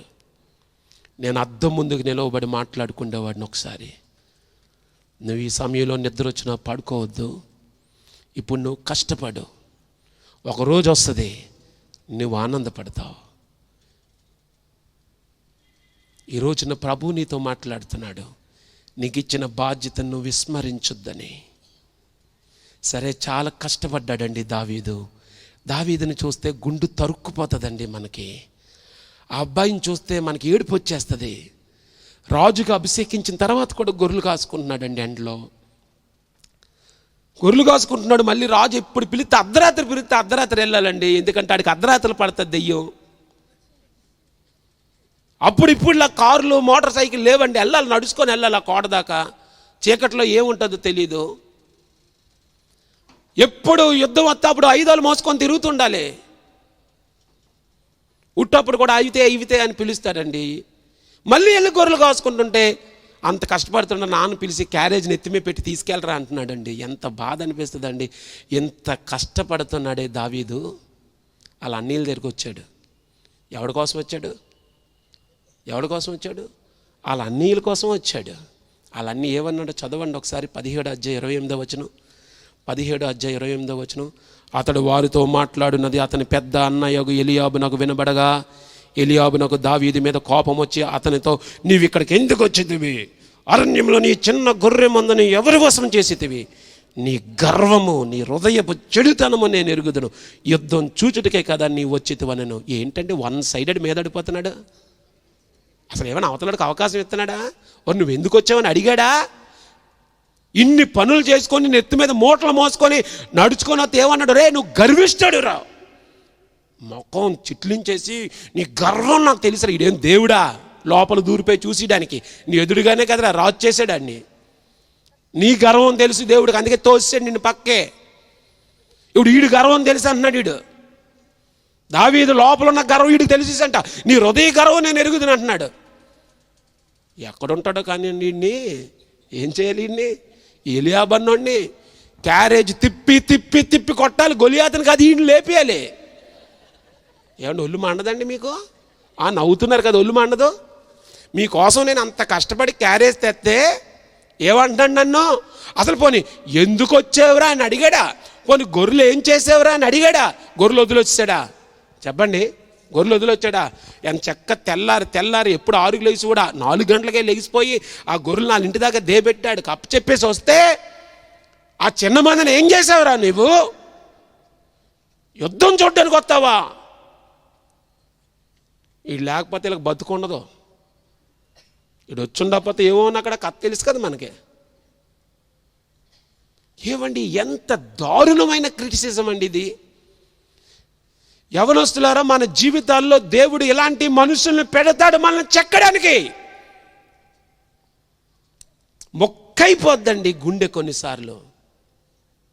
ఆ సిచ్యువేషన్స్లో నువ్వు ఎలాగ హ్యాండిల్ చేస్తావు దాన్ని బట్టే నీ అభివృద్ధి ఉంటుంది.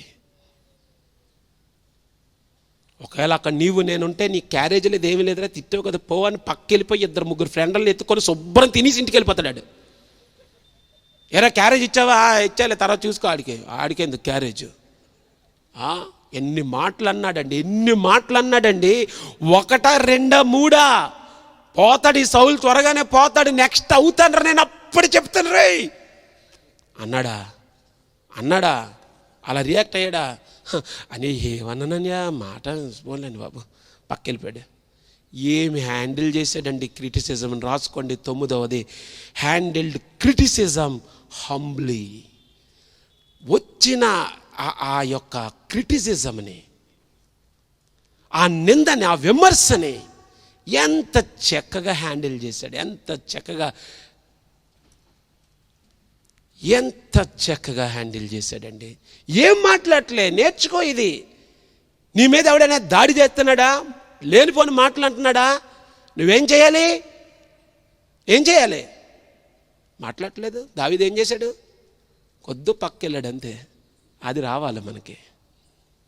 అక్కడ నిలబడక, అక్కడే ఉండక, వీడిని మాట్లాడినాడు కదా ఈయనేమనాలని ఆలోచించక, జస్ట్ లీవ్ ఇట్. ఒకవేళ ఎలియాబుతో గొడవ పడి ఉంటే అక్కడ గొలియాతు అందరినీ చంపేసేవాడు ఆ రోజు. దేవుడు దేని కొరకు నిన్ను పిలిచాడో, don't forget your higher call and higher purpose. ఓ దేవుడు గొలియాతును చంపడానికి దావీదును అక్కడికి పంపాడు. అప్పటికే దావీదు హృదయం భారంతో నిండిపోయింది. ఎవడు సున్నతి లేనివాడీడెవడో, రక్షణ లేనివాడీడెవడో, ఈడా దేవుని ప్రజల్ని దూషించడానికి, వీడిని చంపేయాలని లోపల అనుకున్నాడు. చెప్పండి ఏం చేయాలండి? ఆయన చంపితే ఏమిస్తాడు రాజు? ఏమిస్తాడు చెప్పండి? ఎలియాబుకి వచ్చి, అరే మీ తమ్ముడు చిన్నోడు వచ్చాడు, ఆయన చంపేస్తే ఏమిస్తారని అడుగుతున్నాడు. ఎవడో పొల్లెట్టాడు. ఇక్కడ ఒకడు ఉంటాడు ఎప్పుడు కూడా, ఒకడు పొల్లెట్టివాడు. అది ఎలియాబుకి ఎలా తెలుసు? ఆ మాటలు పక్కడికి వెళ్ళి చెప్పారు. ఎవడో ఈడు వచ్చేసాడు ఇక్కడ పెద్ద హీరోలాగా నా మాటలు అన్నాడండి.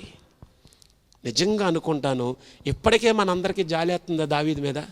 జాలేస్తుందా లేదా మీకు? రాతిగుండ్లా మీవి కానీ. అరే, రాజుగా అభిషేకించే గొర్రెలు కాశాడు. రాజుగా అభిషేకించిన తర్వాత వాయిద్యాలు వాయిస్తున్నాడు, ఆయుధాలు మోస్తున్నాడు, క్యారేజీలు ఇస్తున్నాడు, తిట్లు కాస్తున్నాడు. పని చేసిన వాళ్ళకి తిట్లు కాస్తుంటే ఎలాగుంటుంది చెప్పండి మీరు? పని చేసే వాళ్ళకి అర్థమవుద్ది అది. కానీ ఎంత చక్కగా హ్యాండిల్ చేశాడు. ఇప్పుడు ఎలాగైతే సౌలు దగ్గరికి వెళ్ళిపోయాడు. సౌలు దగ్గరికి వెళ్ళిపోయి, రాజుగారండి నేను ఆయన లేపేస్తానండి అన్నాడు. అరే బాబు, నువ్వు బాలుడురా, ఆడి సంగతి నీకు తెలదు. ఆడు పుట్టిన కాడి నుండి ఇదే పనిలో ఉన్నాడు. నీకు బలం చాలదు నాన్న, పక్కెళ్ళు, నేనే టెన్షన్లో ఉన్నాను. సార్ ఒక్క మాట, ఒక్క ఛాన్స్ అవ్వండి సార్, నేను గొర్రెలు కాసుకుంటా అండి. ఒకసారి ఏమొచ్చింది తెలుసా? సింహం వచ్చింది. సింహం వచ్చింది? అవునండి. ఇంకోసారి ఏమొచ్చింది తెలుసు సార్? ఎలుగుబండి వచ్చింది సార్. ఏం చేసావు అప్పుడు? ఎక్కడ పరిగెట్టావు? పరిగెట్టలేదు సార్, దాని ఎలగదర పరిగెట్టాను నేను. దాని ఎలగదర? అవును సార్, దాని ఎలగదర పరిగెట్టాను నేను. దాని వెనక పరిగెట్టి దాన్ని చీట్ చేసి నేను గొర్రెపిల్లను కాపాడాను సార్. నిజంగానా? నిజం సార్, నిజం చెప్తున్నాను సార్ నేను. 10వది is love towards the sheep. తన దగ్గరున్న మంద పట్ల తనకున్న ఆ ప్రేమను చూడండి. గొర్రె పిల్ల కోసం చచ్చిపోతాను అంటున్నాడండి దావీదు. ప్రాణమైనా పెడతాను, నా గొర్రె పిల్ల చచ్చిపోకూడదు. ఒక్క మాట వినండి, ఇటు చూసి ఒకసారి అందరూ. బైబిల్లో ఎంతమంది సింహాలను చంపారో మీకు తెలుసా? బైబిల్ ఎంతమంది గురించి రాస్తుంది? ఒకడా, ఇద్దరా, ముగ్గురా? మీకు తెలిసి ఇద్దరు. ఇంకొకడు ఉన్నాడు, సంసోన్ కాకుండా ఇంకొకడు ఉన్నాడు. దానియేలు చంపలేదమ్మా, గొడవ అయిపోద్ది. దానియేలు పాపం సింహాలు కామ్గా ఉన్నాయి కదా. ముగ్గురు చంపారు. అందులో ఇద్దరు మనకు బాగా తెలుసు. ఒకటి దావీదు, 2 సంసోన్. సంసోన్కి అది ఇంటికి వెళ్ళే చదువుకోండి. న్యాయాధిపతులు 14వ అధ్యాయంలో ఇంటికి వెళ్ళే కన్నాను. ఇటు చూడండి, బొబ్బరించు సింహము అతనికి ఎదురుగా వచ్చెను. ఎదురుగా వస్తే ఏం చేస్తాడు? ఎదురుగా వస్తే ఫైటింగ్ ఆడాలి. ఇప్పుడు దొంగడు వచ్చి మీద అడిపాడు, ఆడు 4 గుర్తు, నువ్వు ఒకటైనా గుర్తావు కదా. ఆడు దారినాడు వెళ్ళిపోతుంటే వెనక తరిగి కొట్టడానికి నీకు దమ్ము ఉండాలి. ఆడు మీద అడిపోతున్నాడు, మరేం చేస్తావు? బొబ్బరించు సింహం ఎటు వచ్చింది? ఎదురుగా వచ్చింది. ఇంకో దారి లేదు, పోరాడి చంపాడు. దావీదు కథ అలాగ కాదు. యెహోవా నా కాపరి అనుకొని ఇటుపక్క పాడుకుంటున్నాడు, ఇటు చూసినాడు కదా ఎత్తుపోతుంది అది. అప్పుడు కొంత దూరం వెళ్ళిపోయింది. అక్కడ చదవండి మీరు, నేను దాన్ని తరిమంటే అది ముందు ఉంటుందా మనోడు ముందు ఉంటాడా? చెప్పండి, ఏది ముందు ఉంటుంది? సింహం ముందా దావీదు ముందా? సింహం దాని దారిని అది వెళ్ళిపోతుంది, ఎలాగా పరిగెడుతున్నాడు. మధ్యలో మళ్ళీ ఆమోస్ గడు అడుగుతున్నాడు, రే ఎక్కడ పరిగెడుతున్నా? సింహంతో ఫైటింగ్కి. మరి బాబోయ్, సింహంతో ఫైటింగ్ ఏంటరా? నేను బుద్ధి ఉందా? అవునరా, సింహంతో ఫైటింగ్కి వెళ్తున్నాను ఆడలే అంటే. ఒక మాటలో చెప్పాలంటే నా గొర్రె పిల్ల కోసం చచ్చిపోవడానికి రా పరిగెడుతున్నాను. ఏ మ్యాచ్ ఫిక్సింగ్ అయిపోయిందండి దానికి వీడికి. సింహానికి దావీదికి మ్యాచ్ ఫిక్సింగ్ అయిపోయింది, దావీది గెలిచేస్తాడు. ఇప్పుడంటే స్టోరీ తెలుసు మనకి, అప్పుడేం గ్యారంటీ లేదండి. సింహంకి మనిషికి ఫైటింగ్ అవుతే ఎవడ గెలుస్తాడు? మామూలు చెప్పండి, సింహమే కదా గెలుస్తుంది. మిమ్మల్ని తీసుకెళ్ళి బోల్లో వేసేయాలి, అప్పుడు చెప్తారు ఆన్సర్ అడిగితే చెప్పకపోతే ఎలాగా? సింహమే గెలుస్తుంది. కానీ వెళ్ళిపోయాడు, పరిగెత్తాడు, దాన్ని పట్టుకున్నాడు. యోహాను సువార్త 10వ అధ్యాయం 11వ వచనంలో యేసు ప్రభు మంచిగా గొర్రెల కొరకు తన ప్రాణం పెట్టునన్న మాట చెప్తున్నప్పుడు దావీదును గుర్తు చేసుకున్నాడేమో. మీకు దావీదు తెలుసు కదా, సింహం వెనక పరిగెట్టాడు. మీకు దావీదు తెలుసు కదా, ఎలుగుబంటి వెనక పరిగెట్టాడు, దాన్ని తరిమి కొట్టి చంపాడు. 11ది, ఎంత బలమున్నా దేవుణ్ణి నమ్మాడు. అతని ఎబిలిటీస్ని నమ్ముకోలేదు. చూడండి 37వ వచనం చదువుతున్నాను. సింహం యొక్క బలము నుండి, ఎలుగుబంటి యొక్క బలము నుండి నన్ను రక్షించిన యెహోవా ఈ ఫిలిష్తీని చేతిలో నుండి కూడా నన్ను విడిపించునని చెప్పాను. చూడండి, ఎలుగుబంటిని నేనే చంపాను, సింహాన్ని నేనే చంపాను, కానీ నన్ను రక్షించిన వాడెవరు? అందరూ చెప్పండి, యెహోవా. నన్ను రక్షించినోడు దేవుడు. నా సొంత కెపాసిటీ కాదు, దేవుడు నాతో ఉన్నాడు. కాబట్టి ఇప్పుడు బయలుదేరి వెళ్ళిపోతున్నాడు. 12వ మాట నేను చెప్తున్నాను. 17వ అధ్యాయం 45వ వచనంలో ఆ ఫిలిష్తీయుడైన గొలియాతు అన్నాడు, దావీదు, నువ్వు కత్తియు ఈటయు బల్లెమును ధరించుకొని నా మీదకు వచ్చిచున్నావు. అయితే నువ్వు తిరస్కరించిన ఇశ్రాయేలీయుల సైన్యములకు అధిపతికి యెహోవా పేరట నేను నీ మీదకి వచ్చుచున్నాను. చూడండి యవనస్తులారా, మన జీవితాల్లోకి సవాళ్ళు వస్తాయి, గొలియాతులు వస్తారు. చాలా భయంకరంగా కనబడుతుంది సమస్య. ఆ సమయంలో మనకున్న ఆయుధం దేవుని బలమైన నామము. అన్ని నామముల కన్నా పైనామము యేసు నామము. ప్రతి మోకాలు ఆయన ఎదుట వంగును, ప్రతి నోరు యేసే ప్రభు అని ఒప్పుకొనుగాక. ఓ నీవు నీ నైపుణ్యంతో వస్తున్నావు, నేను నా దేవుని పేరును వస్తున్నాను. 12వది, use the name of God. దేవుని నామాన్ని వాడడం తెలుసు దావీదుకి. నా సొంత డబ్బా పట్టుకొని రావట్లేదు, నా గొప్పలు పట్టుకొని రావట్లే. నువ్వు ఎలాగొస్తున్నావో నాకు తెలియదు. కత్తే ఈటే బల్లి ఏమీ లేవు నా దగ్గర, నేను దేవుని పేరట వస్తున్నాను. 13వది, నేను త్వరగా ముందుకెళ్ళిపోతున్నాను. 13వది, దావీదు ఏమంటున్నాడో తెలిసి ఇటు చూడండి, చాలా ప్రాముఖ్యమైంది. ఈ దినమున యెహోవా నిన్ను నా చేతికి అప్పగించును. ఒకసారి ఊహించండి ఈ దృశ్యాన్ని. 9 అడుగులు పొడుగున్న గొలియాతు ఒక పక్కన, ఈయన ఎన్ని అడుగులో తెలియదు కానీ ఆఖరోడు. ఈడు అంటున్నాడు ఆ పొడుగోడుతోటి, ఈరోజు యెహోవా నిన్ను నా చేతికి అప్పగించును, నేను నిన్ను చంపి నీ తల తెగ నరికెదను. చెప్పండి, దావీదు చేతిలో ఏముంది? ఒడిసులో కర్ర ఉంది. ఒడిసులతో తల తెగుతుందా? కత్తి లేకుండా నరికేస్తానంటున్నాడు. ఇది దేవుడు అతనికి తోడుగా ఉంటే మాట్లాడే పద్ధతి. తన దగ్గర లేదేమీ కూడా, కత్తి లేదు చేతిలో, కానీ అన్నండి తల నరికేస్తాను నేను. ఈరోజు అర్థమవుతుంది ఇశ్రాయేలీలో దేవుడు ఉన్నాడని. ఈరోజు నీ తల నరికేది నేను దావీదు ఎంత గొప్పోడో చెప్పడానికి కాదు, ఈరోజు నీ తల నరికేది ఇశ్రాయేలీలో దేవుడు ఉన్నాడని చెప్పడానికి. నీవు దేవునితో అంటు కట్టబడి ఉంటే, నీవు నా యందు నేను నీ యందు నిలుచుంటే, మీరు బహుగా ఫలించుట వలన నా తండ్రికి మహిమ. యవనస్తులారా, మనం బాగా చదువుకోవడం వలన, మన జీవితాల్లో పెద్ద పెద్ద పరీక్షలు నెగ్గటం వలన మన దేవునికి మహిమ రావాలి. మన కెరీర్లో, మన స్టూడెంట్ లైఫ్లో, లేదా నీ ఉద్యోగంలో, నీ వ్యాపారంలో నీవు ఆ ఎక్సలెన్స్ని చూపించినప్పుడు దేవునికి మహిమ. ఎంత పాజిటివ్గా మాట్లాడుతున్నాడండి. 13వది, the positiveness with God's presence. దేవుని సన్నిధితో ఉండి పాజిటివ్నెస్ కనబడుతుంది. మాట్లాడుతున్నాడు, కత్తి లేదు, నీ పీక నరికేస్తాను రోయ్ అంటున్నాడు. ఈ కొండ మీద ఉన్నోడికి ఎవడికి నోరు మాట రావట్లేదు. కామ్కెళ్ళి ఏదో చేసి చంపచ్చు కదా. ఇంకా దూరంలో ఉన్నాడు, ఈరోజు నీ తల నరికేస్తాను నేను. కత్తేది నరకడానికి, నీ కత్తి చాలు నేను నరికేయడానికి. ఎంత ధైర్యం అండి. యవనస్తులారా, నీ నోటితో దేవుని పాజిటివ్ మాటే మాట్లాడు. నువ్వు చదువుకున్నావా? నేను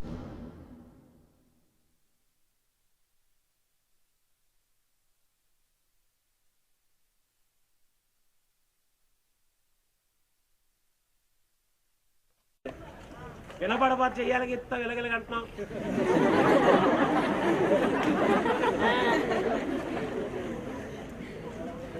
ఫైవ్ మినిట్స్ కరెంట్ వస్తే 5 minutes, లేకపోతే కరెంట్ వచ్చేదాకా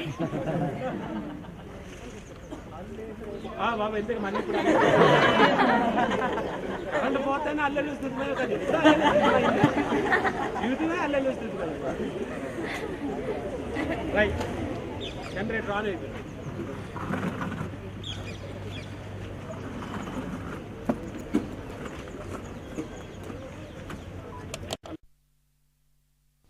టెస్ట్.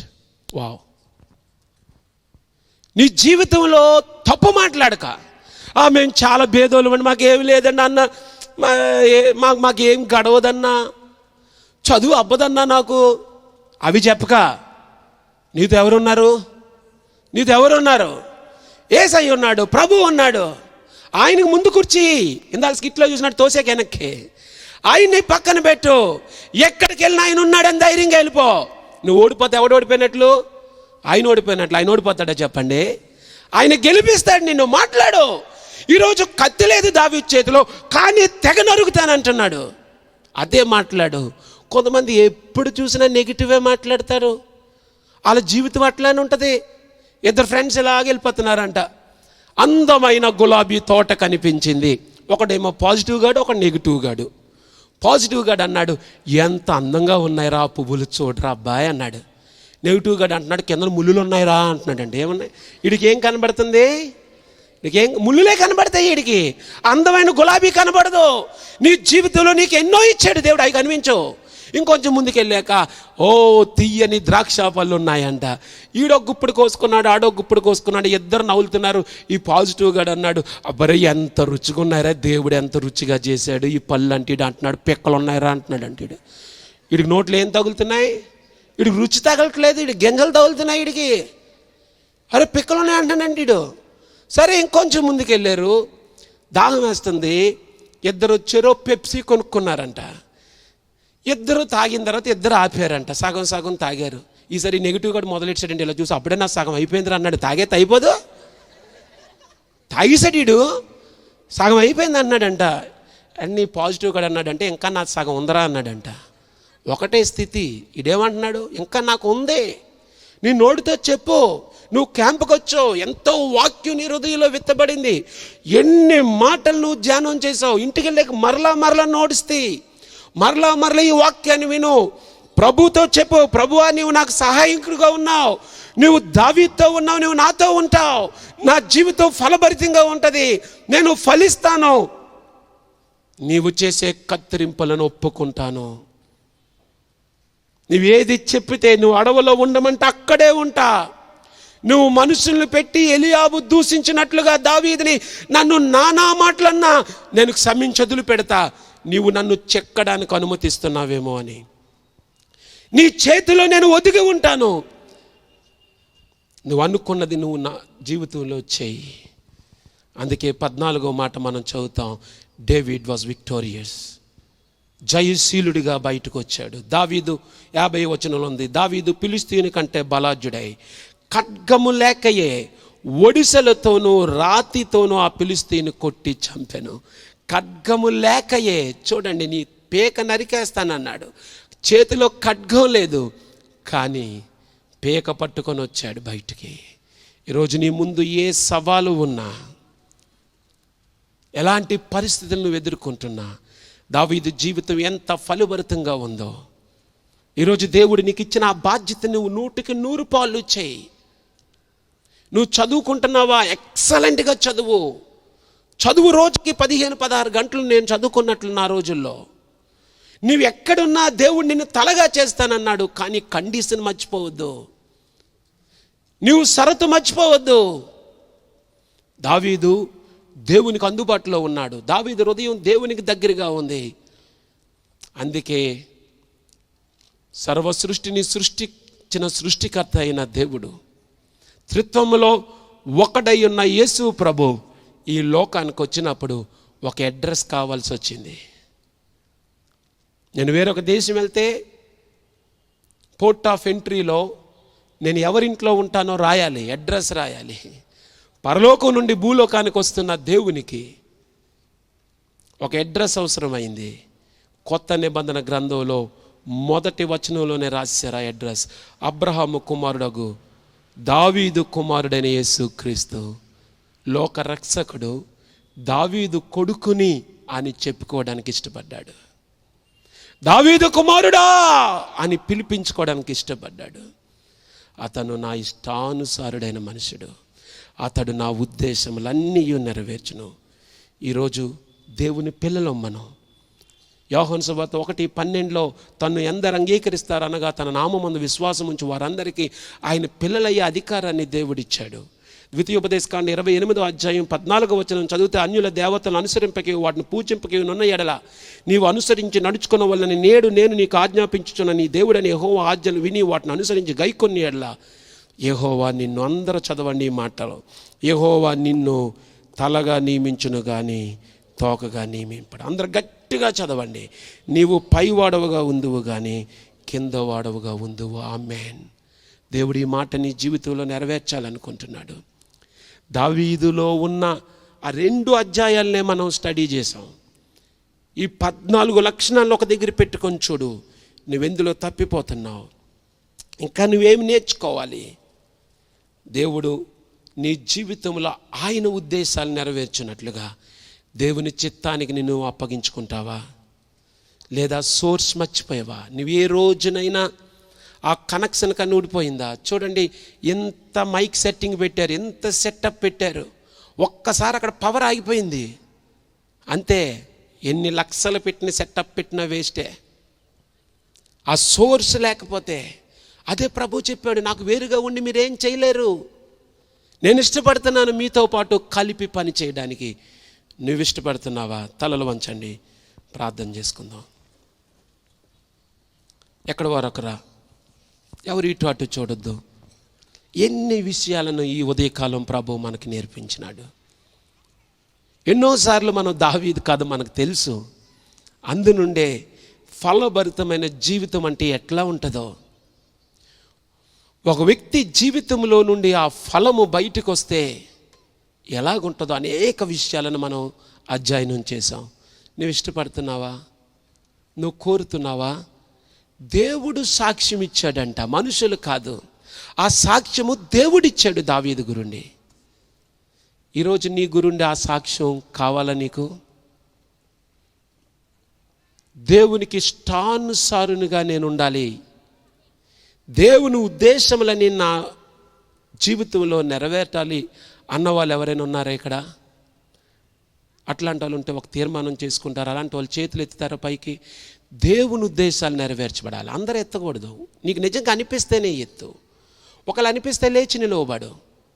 నేను కూడా నిలవబడుతున్నాను ప్రసంగం చెప్పిన, ఎందుకంటే నా ఆశ కూడా దేవుడు నా గురుండి సాక్ష్యం ఇవ్వాలి, ఇతను నా ఇష్టానుసారుడు. మనుషులు ఏదైనా చెప్పచ్చు నా గురుండి, నీ గురుండి మనుషులు ఏదైనా మాట్లాడచ్చు, కానీ ప్రియమైన యవ్వనస్తుడా, దేవుడు నీతో మాట్లాడితే కూర్చొని ఉండక ఇలా నిలవబడి చెప్పు, దేవా నేను నీకు ఇష్టడిగా ఉండాలి ప్రభు, అదొక్కటే నా ఆశ. దేవా నేను నీకు ఇష్టడిగా ఉండాలి. ఓ ప్రభువా, నువ్వేమి చేస్తున్నా దేవునికి ఇష్టడిగా ఉండాలి. దేవుని ఉద్దేశాలన్నీ నీ జీవితంలో నెరవేర్చబడాలి. ఇంకెవరైనా ఉన్నారా? త్వరగా, సమయం లేదు మనకి, వెంటనే నిలవబడండి, నేను ప్రార్థించి ముగిస్తాను. ఇంకెవరైనా ఉన్నారా? Thank you. చాలామంది నిలవబడ్డారు. నువ్వు కూర్చొని ఉంటున్నావంటే నిన్ను పరీక్షించుకో. నువ్వు దేవునికి ఇష్టడిగా ఉండాలని అనుకోవట్లేదా? దేవుడు నీ గురించి ఈమె నా ఇష్టానుసారమైన వ్యక్తి అని సాక్ష్యం ఇవ్వాలని నీ కోరిక లేదా? నువ్వు మారవా? దేవుని ఉద్దేశాలు నీ జీవితంలో నెరవేర్చబడొద్దా? అయితే నిలవబడు, దేవునితో చెప్పు, నిలవబడి నీవు, ప్రభువా నీ ఉద్దేశాలన్నీ నెరవేర్చు. అయితే నీ ఉద్దేశాల్ని మా జీవితంలో నెరవేర్చినప్పుడు ఎన్నో పరిస్థితులు గుండా నువ్వు నడిపిస్తావు, గొలియాతును పెడతావు మా ముందర. మేము భయపడకూడదు, ధైర్యంగా ఉండాలి.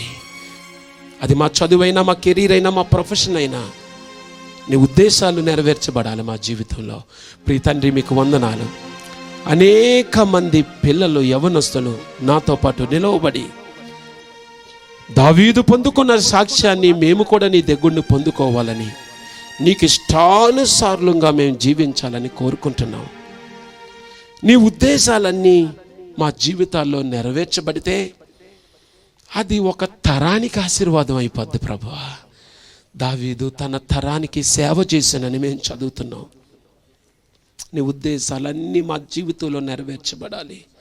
ఇంతమంది యవనస్తులు వారు నిలవబడి, దేవా నీ ఉద్దేశాలు మా జీవితంలో నెరవేర్చబడాలని కోరుతున్నారు. నువ్వు చూడు స్వామి, వారి చేతిని పట్టుకొని నడిపించు. ఈ తెలంగాణ ప్రాంతంలో వాడుకొనండి. నీతో అంటూ కట్టబడి ఉండాలి అన్ని వేళలా.